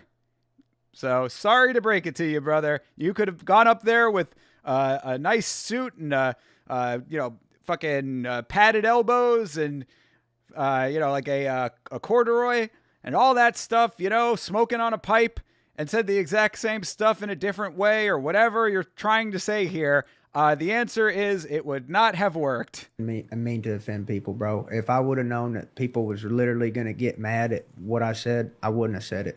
I do believe that. I do believe that he thinks that he did not come into the saying he didn't come into what he said thinking that it was going to be perceived the way that it was. But it's amazing that he could have had that perspective in the first place. I promise, but it's too late. And like I said, I don't think he's a good guy. I made it very clear. Yeah. And Let's shift from this. I want to know as a person, though, and sorry to cut you off, Rampage, because I want to. Which you keep doing. First of all, I think the audience and the whole world will appreciate that apology. I think the whole world understands right now what you're saying. I'm glad you were able to say it how you wanted to say it. Well, thank you for letting me. And I think that, as a person, though, it's your job now as a person, honestly, because of the position you are in society. Where do you go from here? Where does you talk about your family in a very loving way? Talk about your kid in a very loving way. I know last time you were trying to come on the podcast, you couldn't. You had chickens and you had to attend to your farm. Yeah, I bitched out because I had a fight offer last minute, and it was literally the day. So I apologize about that. But last time I was supposed to come on the show, the day of, I was like, I can't go anymore. I got a fight offer 2 days before. So I spent a couple of days thinking, should I go do the podcast or should I just train my ass off? Train your ass off, man. I trained my ass off, and then guess what? The fight got pulled. So then it looked like, he's just making shit up. But I believe everything happens for a reason. But this was the perfect timing because I believe that y'all are giving me the opportunity to make myself look normal, and that's what God wanted for me. Giving me the opportunity to make myself look normal. That's funny. Yeah, I don't think that he apologized, though. I Bear saying, that was a nice apology. It's like that was not an apology. That was just a reframing. That was him saying that if he had reframed the same sentiments, that it would have been perceived differently, which is absolutely untrue. Ilunian,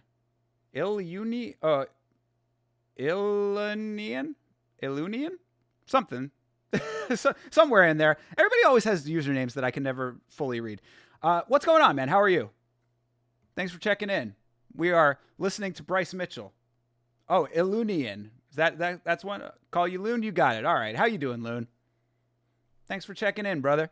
We're listening to Bryce Mitchell apparently try to dig himself out of his hole, even though it is an unwinnable battle. Ilan, that's what's up.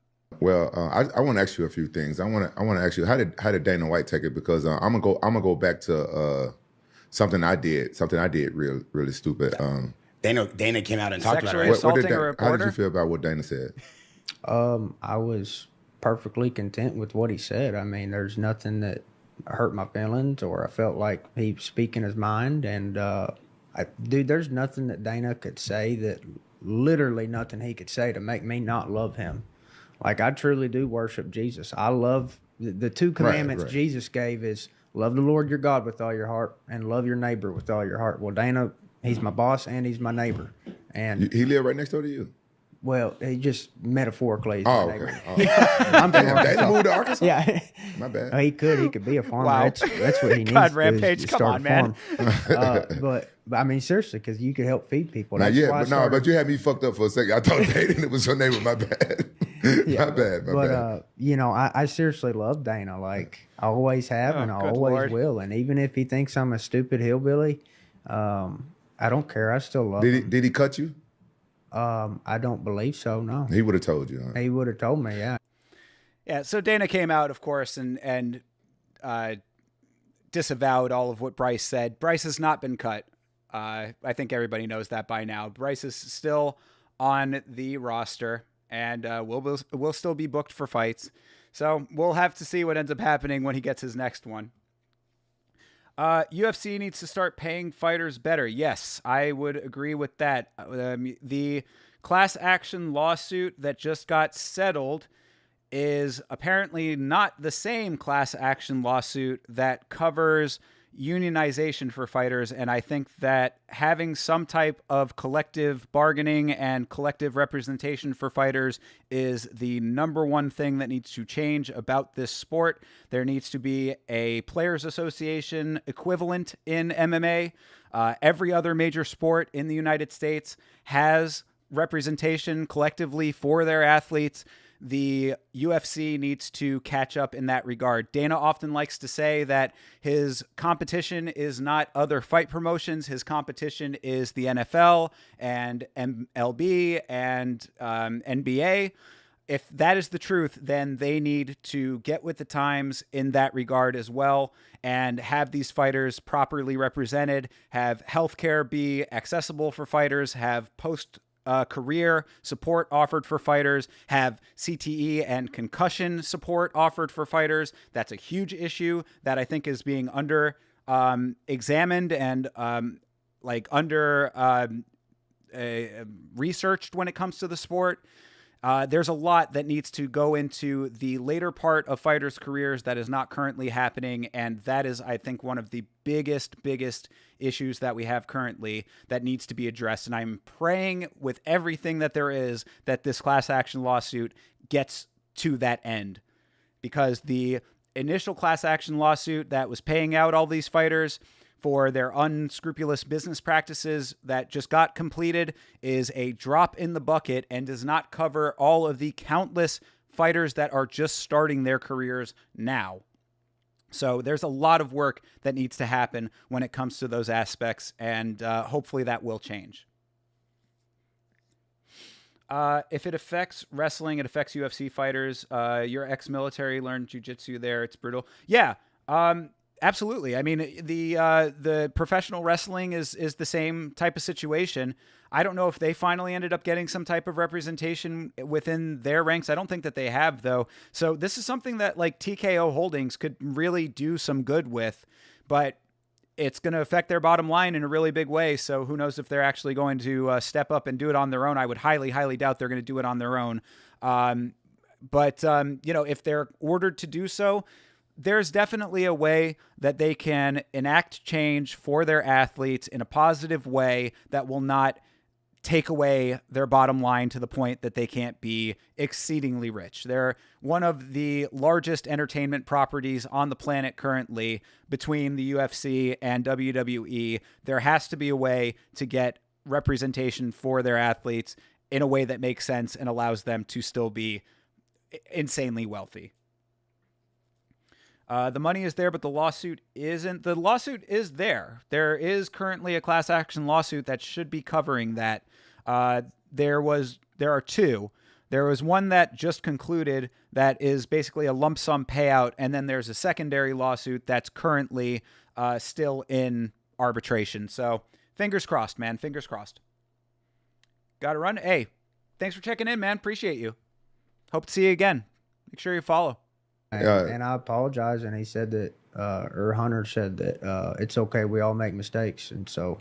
Yeah, he didn't get cut and stuff like that. And now he has a platform and he's learned and he's kind of see how it goes. Maybe his next fight, he's got a live platform. Yeah, he can, kind of like, do his formal apology if that's what's in his heart. I'm going to tell you my story. Years ago, I wasn't seeing eye to eye with Dana. I tried to get him to cut me.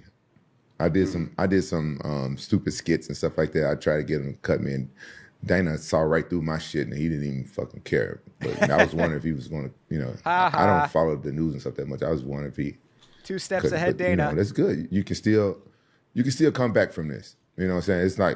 It's not the end of the world.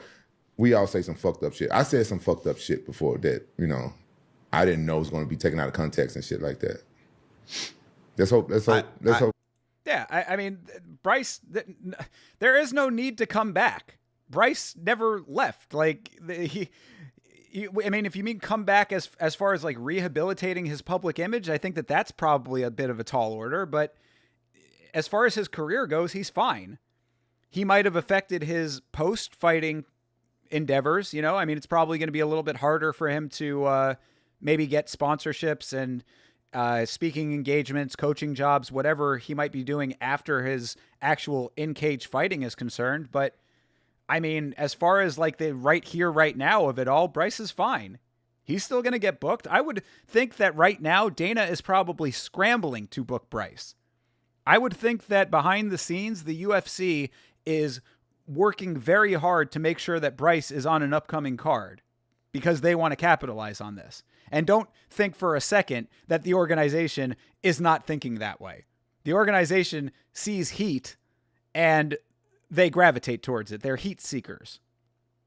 So Bryce here having this type of conversation surrounding him and this many eyes on him because of this, I can almost guarantee that the organization is seeing dollar signs in booking Bryce Mitchell.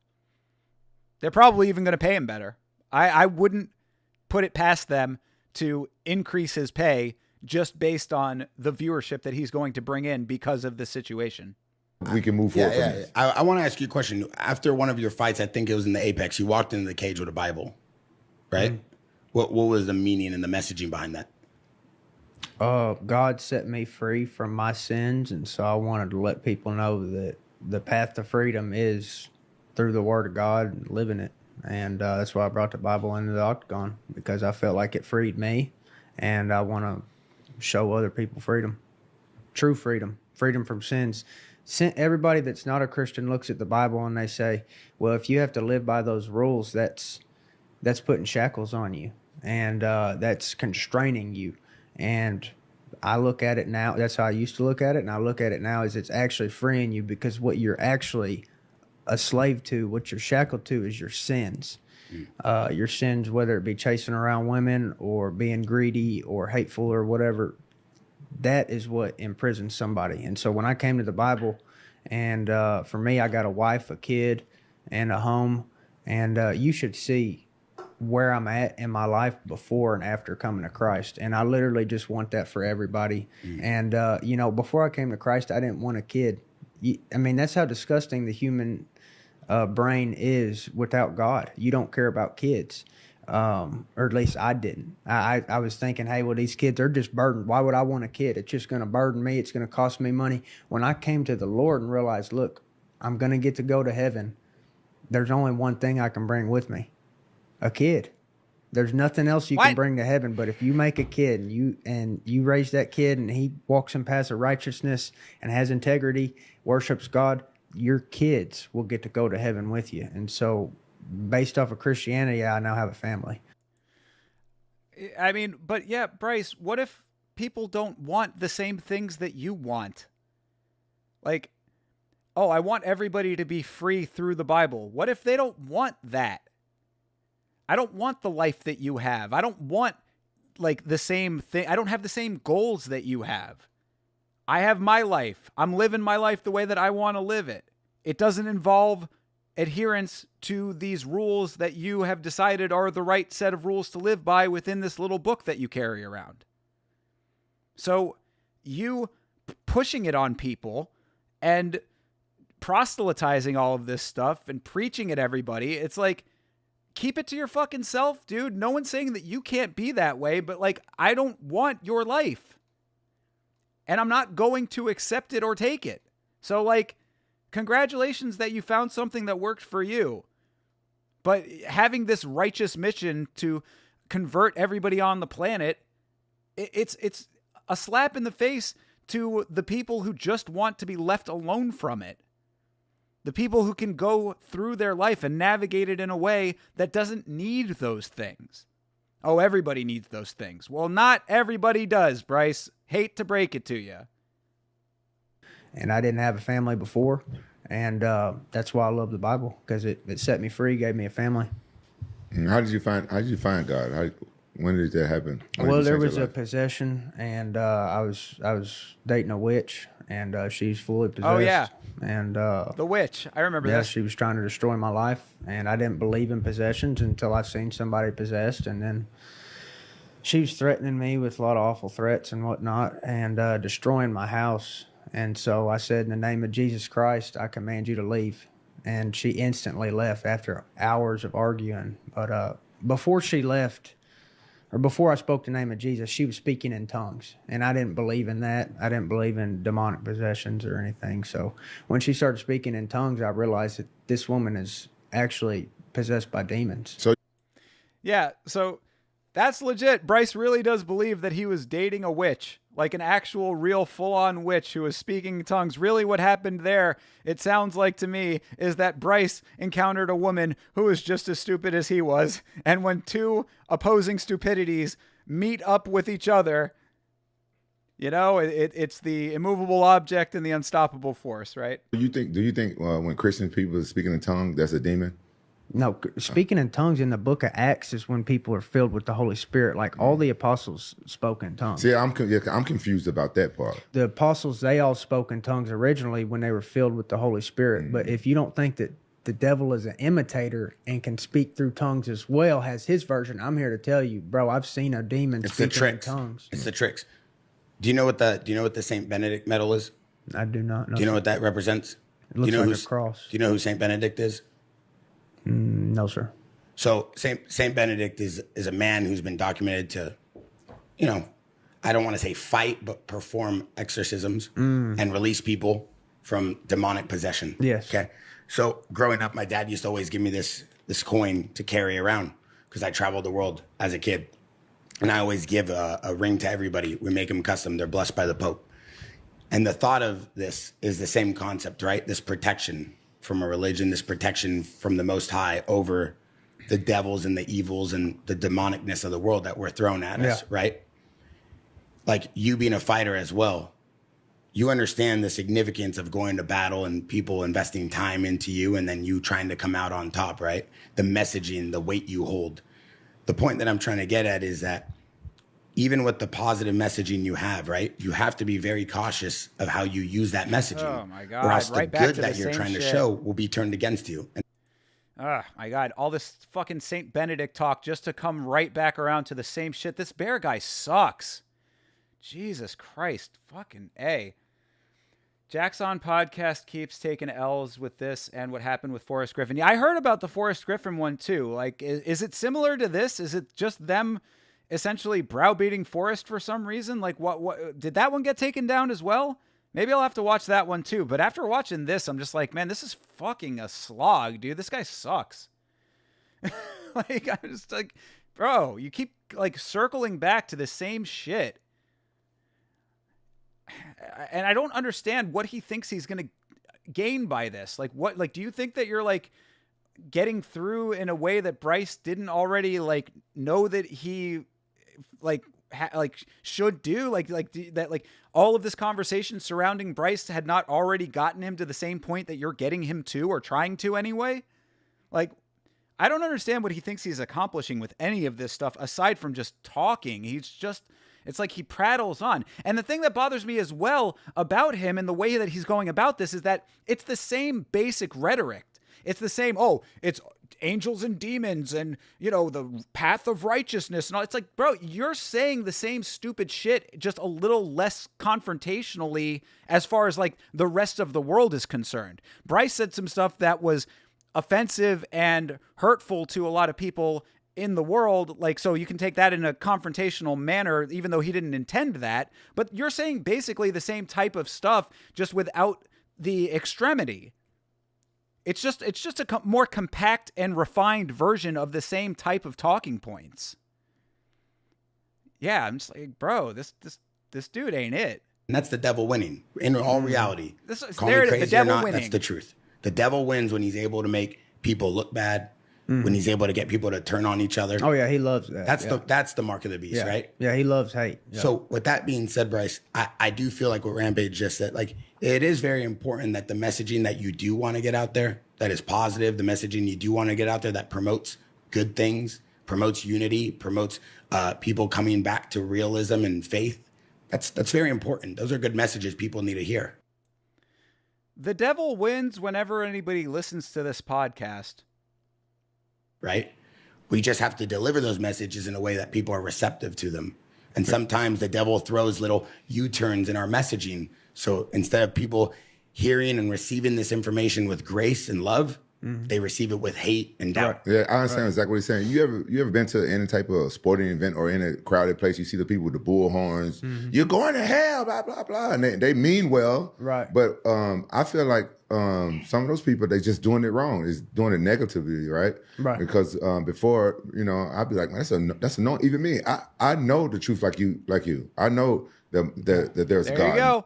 There it is. That's exactly what I was saying earlier. I know the truth. I know the real truth. The truth that everybody else has, that's not the real truth. I know the real truth. Just like you, Bryce, you know the real truth. We've got the real truth. Hey, Jesus Christ, man. People said that Forrest was talking out of his mind because apparently he had beef with Rampage. So Forrest was the one that was the problem? Yeah, I guess I'll have to check that one out. Is it still up? Did they delete that one too? And Jesus is the Son of God, right? And He is who He say He is. I know. Rose 3 days later. Exactly. I know it. Yeah. You know what I'm saying? But a lot of people don't. And it's like if you like that person with the bull horn yelling like and saying this, you going to hell? You going to? You know what I'm saying? It's kind of like I feel like. Kind of like what Bear is saying, like it's a certain way to deliver the message, and exactly. if you find that sweet spot, stuff like that, I think that you know what I'm saying, a lot more people be like, oh okay, okay, I see now. I can't see what he's saying, but it'll turn away. They'd be more receptive to the message. Yeah, absolutely. That's the goal, is to get as much people to listen as possible. You're right. Yeah, I've never been one of these people telling everybody else, "Hey, you're going to hell" or whatever, because I'm barely confident in my own ability to get to heaven. Right. I mean, seriously, that's why I don't tell everybody, "Hey, you're going to hell. You're going to hell," because I'm scared I'm going to go. So, I mean, seriously, I fear God. It doesn't just say to love God. It says the fear of God is the beginning of wisdom. As in, if you don't fear God, you are a dumb fool. And I'm just telling you, that is something I do not struggle with. I fear God so much, I can't even put it into words. Just thinking of Him makes me tremble. You know what the crazy thing is about that? You said it's crazy. You said that. I've been fighting this for a long time. This really in the Bible is tough. It says when I was telling my co-host on last week's fights, Chase Parton, last week's fights, the podcast that we do on this channel, by the way, it's coming out tomorrow night. Check back tomorrow night for the Last Week's Fights podcast. But I was telling Chase that I was going to be doing this, and he was like, yeah, you're going to have a tough time with this one. I don't think it's going to be as entertaining as the Ark Insanity podcast was. And I was like, well, I guess we're just going to have to see. I mean, I'm going to do it. I didn't listen to it beforehand. I'm going to do it blind, and we'll see what happens. He wasn't wrong. Chase was absolutely correct, because this is just a rather insufferable conversation. These kinds of conversations really are like nails on a chalkboard to me. Like, I don't care in the slightest about people's religious machinations and them going through what makes them believe X, Y, and Z when it comes to their religious beliefs and all this kind of stuff. It's mind numbing to me. I'm like, congratulations that you have strong convictions, dude. Why do I have to be brought into this in any capacity? So, just wanted to pause there to say, Chase, you were correct. This is quite a slog. The Forrest Griffin episode is still up. Okay, cool. Got you. Bear is trying to fit in so bad. I don't even know if Bear is trying to fit in. It's more like Bear is trying to be like this arbiter of good taste, this arbiter of like what is right and wrong. He's like the judge and jury of what Bryce said on his podcast. And it's like, I don't understand where he gets the stones to think that he's like this higher, holier than thou figure. It's like, dude, like, who gave you this, like, this status? Like, who gave you this station in life to be the grand interpreter of these things? You're just some guy on another podcast talking shit the same way anybody else is. So it doesn't seem like he's really trying to fit in. It seems like he's trying to white knight. He's white knighting for, right think. And I'm not saying that, I mean, like, look, Bryce does need to hear that he was wrong. I mean, I think that he's heard it plenty of times by now. I just don't think that Bear is going about it the right way. I don't think that anything that he's saying is getting through. I mean, I guess it's getting through to Bryce in some capacity because Bryce is sitting there taking his licks. You know, he's like, yeah, yes, sir, you're right. You know, blah, blah, blah. So, I mean, I guess that there's something to that, but it's just this conversation is like, it's a big merry-go-round of nonsense, essentially. Have no fear, but then it say fear God. And, right? And then it say have. So that confused me. And what I kind of learned is that, you know, the Bible wasn't written in English. You know, how many languages do you speak? Barely one. Okay, so this is the crazy thing about me. I like to research stuff. At least Bryce can acknowledge it. I married a Japanese woman, and I had 2 kids with her.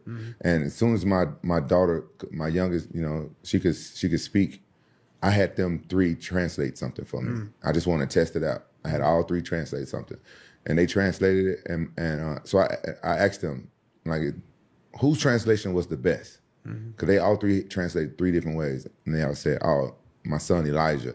I named him Elijah from he was my favorite prophet, because he went to heaven without dying. That's right. Right.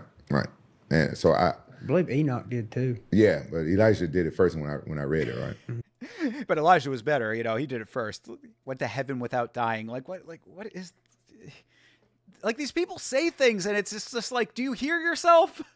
Do you hear the stuff that you're saying? Do you hear the stuff that you're believing?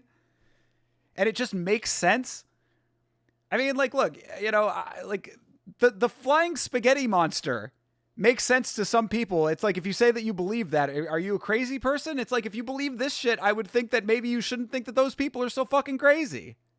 Yeah, and he translated it the best. And then I didn't tell him what I was doing while I was researching. And when I found out that Bible, I was like, this Bible was translated, but we're going off this one guy's opinion of this translation. So now it confused me a little bit more, but you know, you pray to God for understanding and stuff like that. And so I did that. I prayed to God to understand the Bible and stuff like that and everything. And so, you know, I feel like some of the stuff in there, we have to trust that it was translated. And that's one of the things I had a problem with. Do I respect God or do I fear God? Like, cause I think that the translation probably could have been respect. And I'm not like, you know, what on earth are you blathering about, Rampage? Jesus Christ. Off my, you know, said my thing, and I'm learning from you. So you saying fear God I thought maybe the translation probably meant respect God, because the Bible tells me to have no fear, because that's how I got saved. Have no fear with God on your side. But this is why they deleted this shit. All 3 of these guys are fucking dumb. This is the problem. I mean, look, Rampage is a great fighter. Bryce is a great fighter. I'm sure that Bear is obviously good at something. He got himself to the point of having a podcast with a lot of listeners, and Rampage as his co-host. But it's like, having this type of deep philosophical, theological discussion between these 3.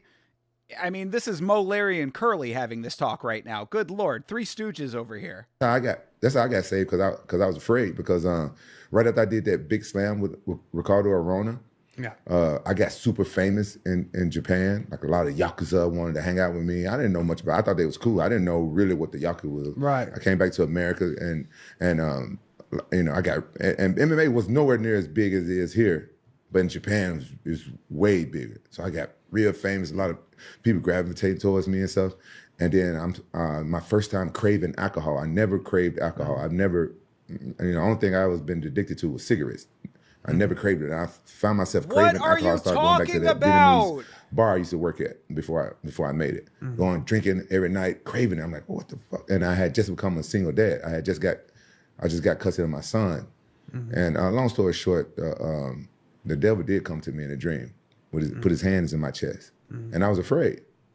He scared me, you know. And I'm not going to tell the whole story, because I've done it before, and so I was afraid. And how I got saved is that I asked God to take the fear from my heart in Jesus' name, and then within 3 minutes, I was laughing and crying at the same time.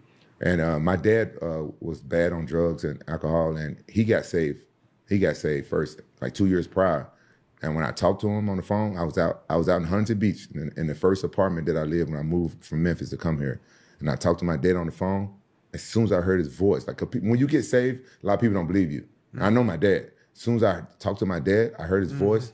It sounded different. Jesus Christ! And you know, and that's why our energy, our spirit, our soul, it belongs to God because it's part of Him. It's His energy. That's why your soul never died. Only your body died, right? And so when I heard it, I can hear it on my dad. Like he was a new person. I heard his voice at first. I'm like, that's when I 100% started believing. Because I grew up in the Bible Belt, just like you. My uncle was a preacher. Jesus walked on the water. I didn't believe that stuff. I was a kid. Crammed in my throat, you know? And then what that happened to my dad, and then I'm glad my dad told me that message. So when I look, I'm the baddest guy on the fucking planet at this time in my head. I just picked up this guy, power bombed this motherfucker. And the night before, I had a dream that the devil had his hand in my chest, in my soul, and he was saying, it's okay. And I heard a voice like, do you know this man? I was like, no. He said, well, it's not okay. And I'm like, ooh, I woke up like that. And I was like, wow. And my son at the same time had a dream that God hit the devil with the sword right when I woke him up. And he just went over, it's crazy, right? So I'm the baddest man on the fucking planet at this time. And then the next night, I couldn't sleep in my own bed. I mean, this is just going on and on and on. I mean, okay, what I'm getting from all of this is Rampage telling his story about how he came to Christ. Congratulations that you did that for whatever reason there. I mean, like, you know, or not for whatever reason. Obviously, we now know the reason. He had this dream.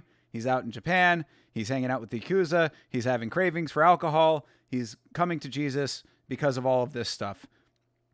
He's talking about how he doesn't know how to interpret the Bible, but Bryce does, and he agrees with him because he's from the same area in some capacity. I mean, like, this is I'm trying to glean the purpose of what all of this is leading up to, and it's been going on for quite some time. So I mean, I just want to step in for just a second here, so we're not just listening to this uninterrupted forever, but like, Rampage, get to the point, my dude.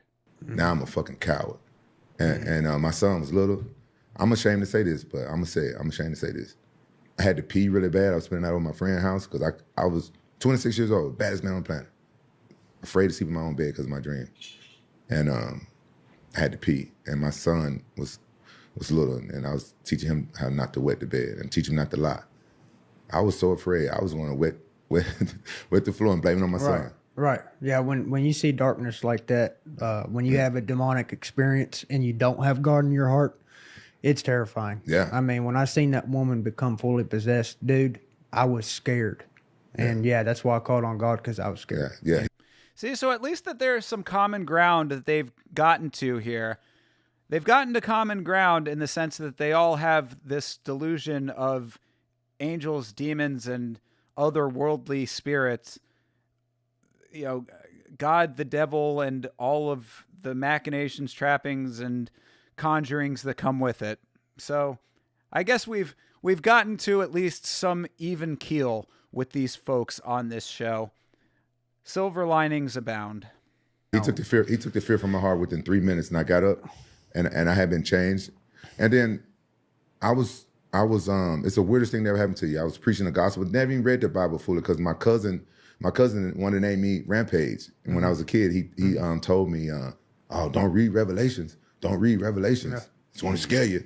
You know, he's my big cousin. You know, I listened to him. And so I tried to read, but I never read Revelations. And then until God took that fear from my heart. Then once I read that, I was like, oh, damn. That's why he told me not to read it. Revelations don't play, bro. Fire and brimstone. Yeah. And so, I know exactly. Great. Like, is there a point to any of this conversation? Like, what is this? What are we getting at here? Like, thank you, Rampage, for sharing. Thanks for sharing, Rampage. Where are we going with any of this talk? Exactly. I know exactly where you come from with some of the stuff you say about the religion and God and stuff like that, and the flat earth and stuff like that. I feel you on a lot. I feel you on a lot of that stuff. But sometimes, you know, everybody not on your same page. I get confused. I feel like the Bible said, respect God because he's your father. Oh, okay. That was the point, right? That was the point initially, is that he is trying to interpret the word of the Bible and can't fully wrap his head around the literal wording versus the intended meaning. Bring it back down to earth a little bit here. He's your heavenly father, right? I don't want to be afraid of my father. If God is good, he's my father. I don't want to be afraid of my father. I want to respect my father, but I'm not afraid of my father. I look at him like he's my heavenly father. The Most High God is my heavenly father, and I respect him. And I don't want to be afraid of. I don't want to be afraid of him. If he come here and God knows me. God knows with the spirits and all this shit. I don't like to see ghosts, demons. Yeah, he know me. But I want to respect him and respect his his commandments and stuff. I don't want. That's my own opinion. I mean, a lot of the messaging too, and anybody could disagree or agree. It's a good conversation. Is God explaining to people that you should fear, not the rules, but you should fear the ability to not live in his light, not live in the way he wanted us to live. So the messaging I would hope that people get out of that is not to fear God. Right? No. Because he is always forgiving. No. You should fear. Listen, no, I know. Don't get me wrong. I'm not telling you. I'm going like, oh, you wrong for this. No. I'm not saying that either. We're just talking. Yeah, you're not going to hurt my feelings. We're just talking. We're just having a nice talk about something that's positive. All right. But I feel the messaging is you should always fear to not be able to live in the light in the way that he wanted us to live. You should always fear about straying off to the side. You should always fear about falling off the good path. Absolutely. It's not the fear of him, but it's fearing of that identity of letting him down because we are made in his image. And what if you don't have that fear and just live without it in a good way that doesn't hurt other people? What if you have your own path and your own course that you take and you just are able to exist within that capacity, not bringing harm to others? Is that any less valid? They would say so, because the only path to salvation, blah, fucking blah, blah, blah. It's just like, God, this is really, really excruciating in this last stretch here. Thankfully, we only have about 10 more minutes of it. I believe that is partly true, definitely, because I definitely fear falling off the path and like going back to this darkness and ending up in prison or whatever with some demented witch again. I fear that, but I literally fear God. And so, okay, I will make the caveat that if you need religion and it works for you as a guideline in order to live a good life, then there is value there. I don't personally think that people necessarily need it inherently. I think that there are plenty of great people who are not religious that have lived fantastic lives devoid of harm towards others. But if you are a person that takes comfort in it and utilizes the guidelines in a constructive and, for lack of a better word, righteous way, then so be it. There's nothing wrong with it inherently. It's the fact that these people, like these guys, well, not these guys, and Bryce more specifically than anybody else on this, I would say, but like people like Bryce push it and say that, you cannot live a good life without these things, without these tenets and these beliefs. I just think it's very disrespectful to others. So no disrespect to the people who want to utilize these doctrines in order to better themselves if they think that they need it. Everybody has their own course in life, and if that's something that brings you comfort and guides you in a way that makes sense for you, then fine. Just keep it to your fucking self. I mean, literally. And I think that it is okay to do that. I think that when God descends down upon this earth, his voice is going to thunder like nothing you've ever heard. And that's going to be... That will fear me. I think it's very simple. Yeah. He's worthy of being afraid of. Yeah. And it's okay to be afraid of him. He wants us to be afraid of him. And here's how I kind of wrap my head around this too, because I think about this all the time. Should I really be afraid of him? And then always come back to the conclusion, yes, because I'm a piece of shit and I really need forgiveness for my sins. And if he does not forgive me in the name of Jesus, I deserve hell. So do you want your dog to fear you or respect you if you're a chicken farmer? If your dog respects you and you let it out in the front yard with all your chickens, is it going to take care of your chickens? No. The dogs are made to kill chickens, bro. That dog, if you're a chicken farmer, better fucking fear you. So does the dog fear you? Yes. But also, does the dog respect you and love you? Yes. Would you ever hurt the dog more than you had to teach it a lesson as the owner? Because nobody wants to be abusive to a dog. You're a real cruel person if you do that. No. But is there a time and place to beat a dog, and should the dog be scared of getting beat? Yes, I believe so. Okay. So 2 things there. 1, Bryce Mitchell, confirmed beater of dogs under certain circumstances. Whatever. I mean, I think I'll leave that one alone. Number 2, you need to be an obedient dog to your God, in Bryce's point of view. God is the chicken farmer, and you are the dog. So you need to be a good dog for God, this invisible force in the sky. Okay. All right, listen. What you just said, we understand that. But people can clip that. Right. And see, take it out of Rampage context. knows. Then now the internet goes, oh, this motherfucker beating dogs. No, so that's why I discipline them if they kill animals. You know, but if you've got a dog that kills chickens, you got to discipline the dog, here. brother. No. Hear me out. I'm just trying to. I'm on your You're side. trying to protect me here. Now you got it. Right. That's what can happen with the internet, because there's a lot of. I mean, look, I didn't take shit out of context. I let the whole fucking thing play. This is the difference, though. I understand what Rampage is saying here. Oh, things can get taken out of context. But you have to consider the actual sentiment regardless of everything else within the speech. I mean, within the train of thought. Nothing was taken out of context here. We let the whole thing run. Taking away the sentiment and highlighting that is not taking it out of context. Yeah, I mean, let the whole thing run and judge it off of the actual wording.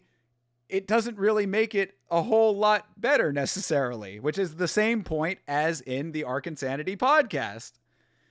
The initial issue that got Bryce into trouble in the first place. So, yeah, dude, I mean, you can say that, oh, taking that out of context would be bad, but it's like, it doesn't negate the actual sentiment in or out of context.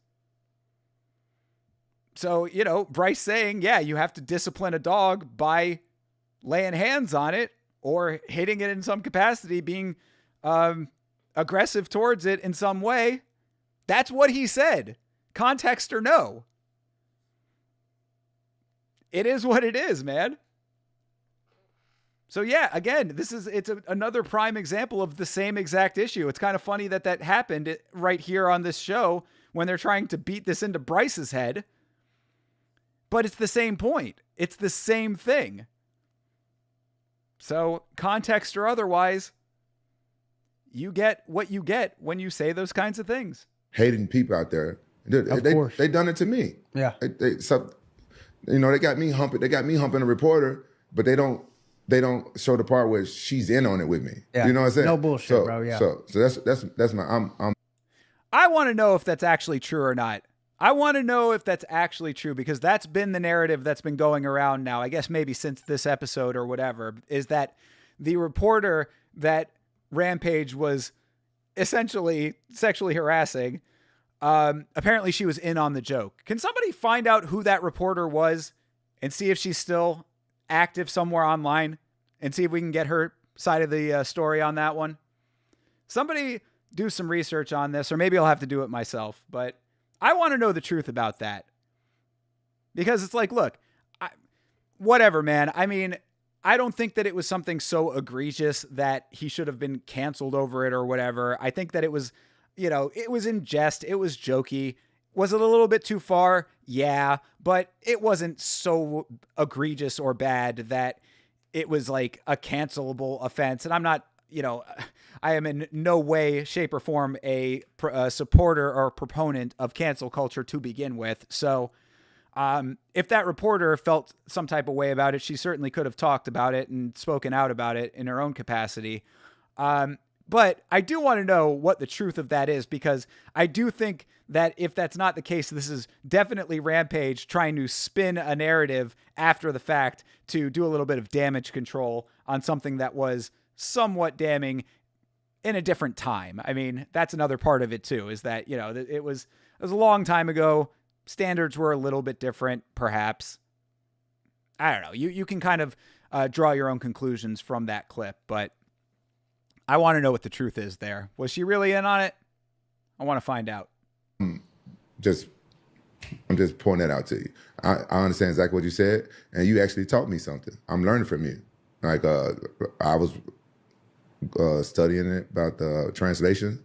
It made sense. I rather my dog fear me than respect me, so they don't eat my damn chickens. But you want it to do both, don't you? Don't you want your dog to fear you, love you, and respect you? Like, I do, because I want the dog to know, do not cross that line and kill that chicken, or I have to beat your ass.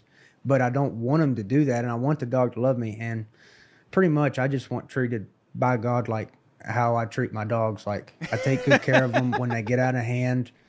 I, whoop them what little I have to, and then they're my dog again. Treat me like a dog, God Daddy. Sorry. And that's kind of how I want treated by God. And here's another thing with the translation is the Dead Sea Scrolls prove that not a word has been changed from the documents for 2,000 years. So Bullshit. That is bullshit. There is no way in hell that the Dead Sea Scrolls and the modern Bible are the exact one-to-one to one another. I call bullshit. I do believe that the translations are accurate word for word, and that the beginning of wisdom is actual fear of God.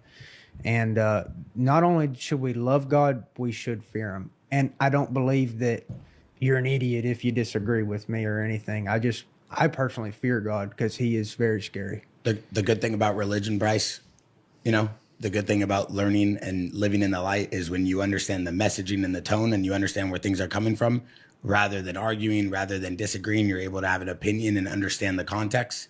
And then that inspires someone to live in the same way and live in the light. The good thing about being a good Christian is being open-minded to people without passing judgment, right? So like, even if someone didn't agree with you, doesn't make you an idiot on that specific subject, because you're coming from a place of your own interpretation of a Bible and a document that we all read, that we're all hoping helps us live in the light, right? Right. I would appreciate if the audience understood that too, because the way you said it right now, same thing like what Rampage is saying. That's okay. That's a good comment, right? It's a good statement to make. And now you would hope that the people that do follow you or look up to you understand what you're saying. Bryce, I think at the end of the day, obviously we're getting close to wrap up. I think we covered a lot here, right? And this is your first time being on a platform. And I don't think you really did cover a lot here. I think you spoke in a whole bunch of circles and talked a lot about your beliefs and Bryce's beliefs and Rampage's beliefs and accomplished next to nothing. I think that very little ground was actually covered in this podcast, aside from essentially a philosophical circle jerk of sorts, and essentially a condemnation of Bryce's comments outside of this context. But other than that, I really don't think that anything was accomplished. So, yeah, I don't know how much you actually did cover with this very enlightening conversation.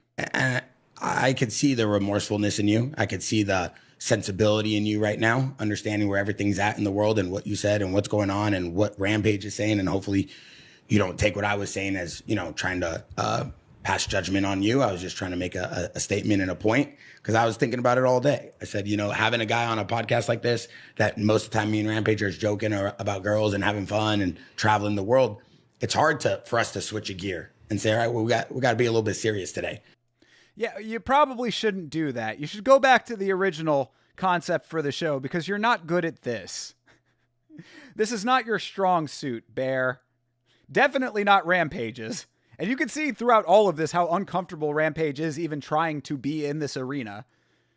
He is not this guy. You are not this guy either. You just have more self-belief than you should. You're a little bit overconfident, I would say, in your beliefs here. And it's not serving you well. Because I think what Rampage keeps getting at is the internet. The internet is like that song, money don't lie, but sometimes people do. Like, the internet can lie. The internet can falsify information. The internet has AI, right? Yeah, that's how flat Earth became a thing. Anyway. But when you give it idiotic fuel and you give it stupid opinions, in my opinion, or stupid thoughts or stupid comments, it's going to live forever.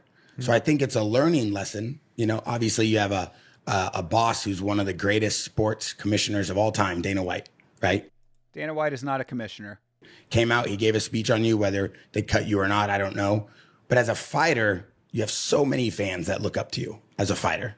You have so many people who respect the fact that you're able to have this ability to have this incredible freedom of speech and step into that octagon with a Bible after winning, blessing Dan Ige, I think it was, a good friend of ours. I think it was Dan Ige, where you said a prayer with him or something like that after the fight. You have the ability to spread positivity in the world, right? And I hope that after this podcast, you understand the context in which you stand in society, because no one's better than someone. No one's worse or less, right. But some people have bigger platforms, right? And that's how over time and over the past couple hundred years, these, demonic, extreme doctrine, religious parties, denomination, ethnic groups, whatever you want to call them, were able to rise to power and take over the world. And we have to understand that platform. It's like a movie, right? You have to understand the responsibility you have as someone that people look up to. Hold on a second. I might have missed positivity in the world, right? And I hope that after this podcast, you understand the context in which you stand in society, because no one's better than someone. No one's worse or less. I got to rehear this. But some people have bigger platforms, right? And that's how over time and over the past couple hundred years, these, demonic, extreme doctrine, religious parties, denomination, ethnic groups, whatever you want to call them, were able to rise to power and take over the world. What does that mean? These demonic, ethnic, religion, whatever you want to call it, were able to rise to power and take over the world. Who are you talking about? That sounds very telling. I mean, I don't know if I don't really know what he meant by that, but I mean, that's eerily close to the type of rhetoric that Bryce would be saying. I mean, it does. Look, I'm not going to put words in this guy's mouth. He's certainly said enough on his own, but that does sound eerily close to Jews run the world. So I don't know if that's what he meant. I'm sure it's not. I'm not saying that it was, but I mean, one more time. Dan Ige, I think it was, a good friend of ours. I think it was Dan Ige, where you said a prayer with him or something like that after the fight. You have the ability to spread positivity in the world, right? And I hope that after this podcast, you understand the context in which you stand in society, because no one's better than someone. No one's worse or less, but some people have bigger platforms, right? Okay. And that's how over time and over the past couple hundred years, these, demonic, extreme doctrine, religious parties, denomination, ethnic groups, whatever you want to call them, were able to rise to power and take over the world. So so everyone has a platform. Some are bigger than others, and that's how over the last 100 years or so, these demonic ethnic groups, whatever you want to call them, religious denominations, were able to rise to power and take over the world. I would like to hear what exactly he meant by that. And I'm not going to speculate any further, but that just seems like a very, very pointed set of words that I don't know if he meant the way that they sound, but draw your own conclusions, I suppose. Maybe that's why they deleted the podcast. And we have to understand that platform. It's like a movie, right? You have to understand the responsibility you have as someone that people look up to. And I think it's very important, like what Rampage has been trying to do this year, is to spread good energy, to be a beacon of light. And I feel like at the end of this podcast, a lot of people will see where you're coming from, right? I would hope that people see your tone and they understand that you believe in God, which is important. And now hopefully I don't think anybody ever to walk the face of the earth would think that Bryce does not believe in God. I don't think that they needed the Jaxxon podcast to know that Bryce believes in God. You're able to use that and kind of go on and spread a good light and understanding that the importance of you believing in God may not be being the best fighter in the world, but it may be a beacon of hope for people who don't understand or who have messed up in life and are trying to figure out how to get back. Because now you have a responsibility.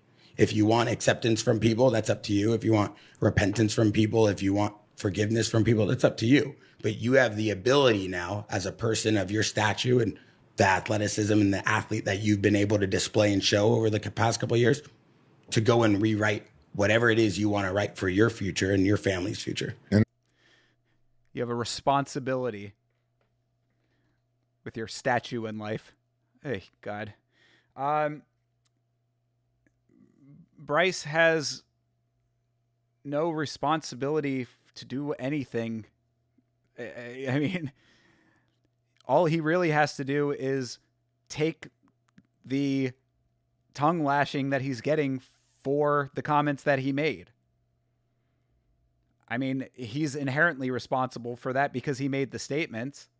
He doesn't have any further responsibility. And who the fuck are you to tell him he has a responsibility in the first place? Who does this guy really thinks who he is? And I would say, if somebody take you out of context again, because you talk, and you're very knowledgeable what you talk about, and you're not thinking about being politically correct and stuff like that. Somebody take you out of context again, release your version of what you said. Like, look.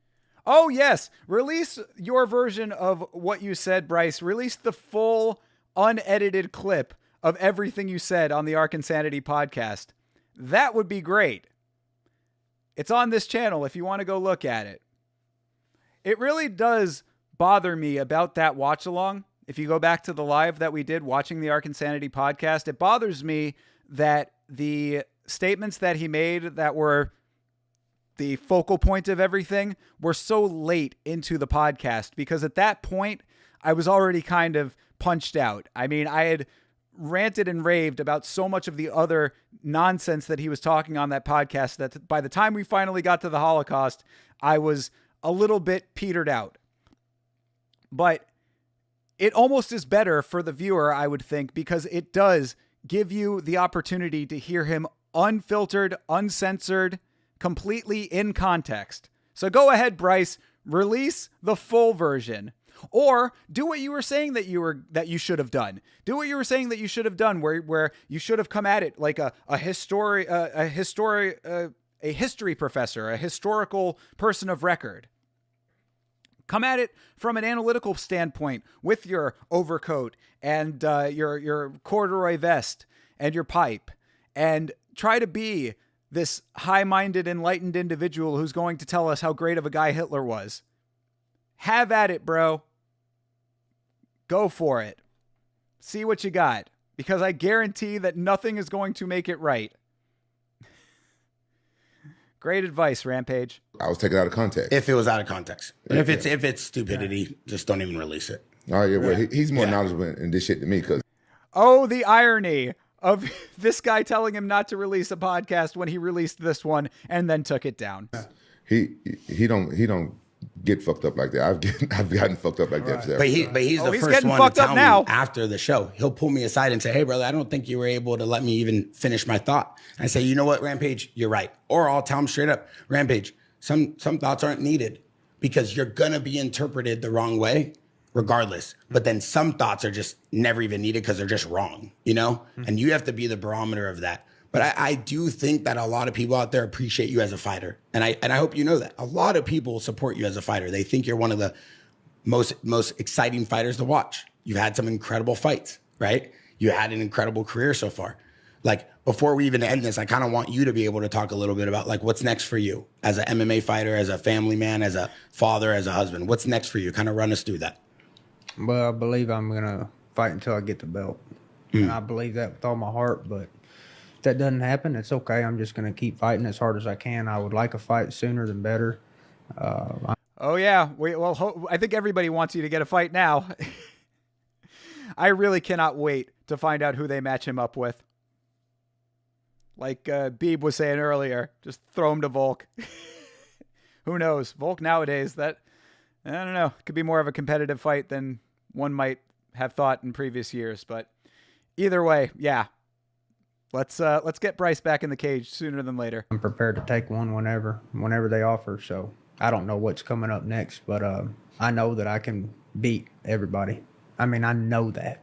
So I would love the opportunity to prove it. Couldn't beat Josh Emmett. And maybe within another month or two, I'll have a fight. How old are you? 30. 30. Young. Yeah.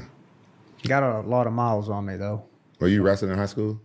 For 2 years, but not very competitive. I train with D1 guys now, but like I was never a great wrestler in high school. Yeah, same. I started late. Yeah, I started late, which I'm kind of glad about because I didn't burn out on it when I was younger. You got the cauliflower ears? Yes, sir. How you get that, from jiu-jitsu? I was doing jiu-jitsu. I would do high school wrestling and then go do jiu-jitsu and then spar afterwards. And I did that when I was like 16 to 18. For the high school, I would wrestle and then train MMA after, and that's when I got my cauliflower ears when I was 16 to 18. They've been hard since then, so. Oh, damn. Yeah, they don't bother me at all. They don't bother you? No, sir. Are you going to get plastic surgery when you retire? Hell no. Bro, you should get plastic surgery right now. Shit ugly, bro. Put the headphones back on. There you go. So with that being said, Bryce, thanks for explaining. Thanks for talking. Yeah. Thanks for being able to conversate, showing people that you can talk about things. Rampage, thanks for being able to kind of hold this podcast together and make sure it goes through and make sure everything's good. And hopefully you guys understand the context of everything and you guys appreciate where we're coming from and what we're trying to do here, which is spread a good message. Man, thank you for coming on with us, bro. No, thank y'all for having me. It's an honor. And, I hope people know that I don't hate anybody. And I think if they watch this podcast and really listen to everything I said, I made it pretty clear. I don't hate anybody. And there's certain things I'm not going to talk about anymore because I don't want to make anybody mad because I love people. That's amazing. Good, That's amazing. Yep. Thank you, guys. Thanks for watching, guys. Jaxxon Podcast. We're out. Well, there you have it.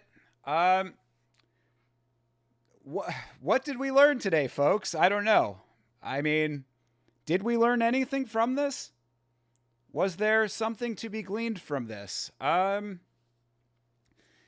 mean, I struggle to say that it was really very eye-opening. I really think that it was more of an opportunity for Bear to voice his disapproval than anything else. And then for, I guess, Rampage to kind of find a little bit of common ground with Bryce in their own shared religious experience, I suppose.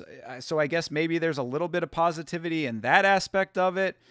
I don't really even know why they took it down, to be perfectly honest. It's not that bad. I mean, it's like, from my perspective, it was a little bit dumb and kind of annoying and not something that I would have listened to like for leisure, but I didn't see it being like overly negative. Maybe the stuff about the dog for Bryce might have been somewhat, I have no idea.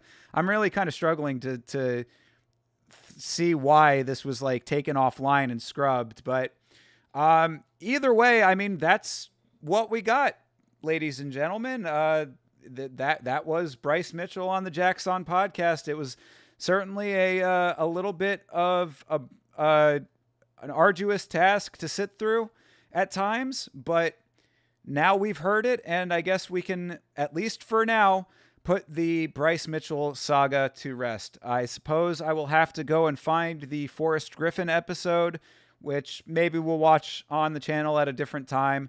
But at least for right here, right now, that's where we stand with Bryce. And it's going to be interesting to see what his next fight is like, what happens to come down in the future. Let's see if he actually makes another episode of the Arc Insanity podcast. That is something I'm very interested to find out. If him and Rolly Delgado are going to be going back in there, and how the new version of the podcast is going to look. Like, what is the new Arc Insanity podcast going to be like with all of what has happened having transpired? So I guess that's about it for tonight.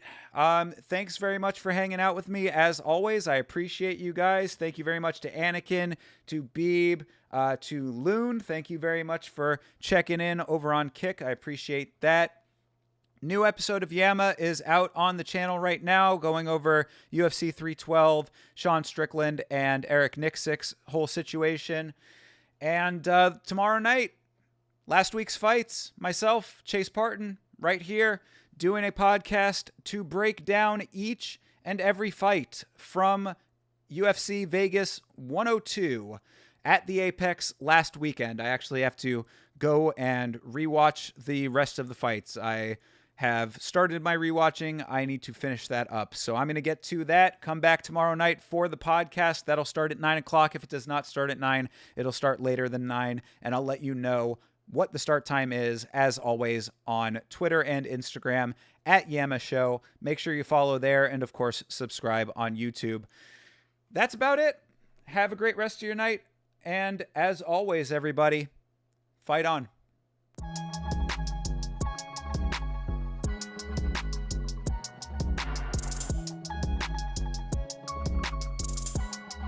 It's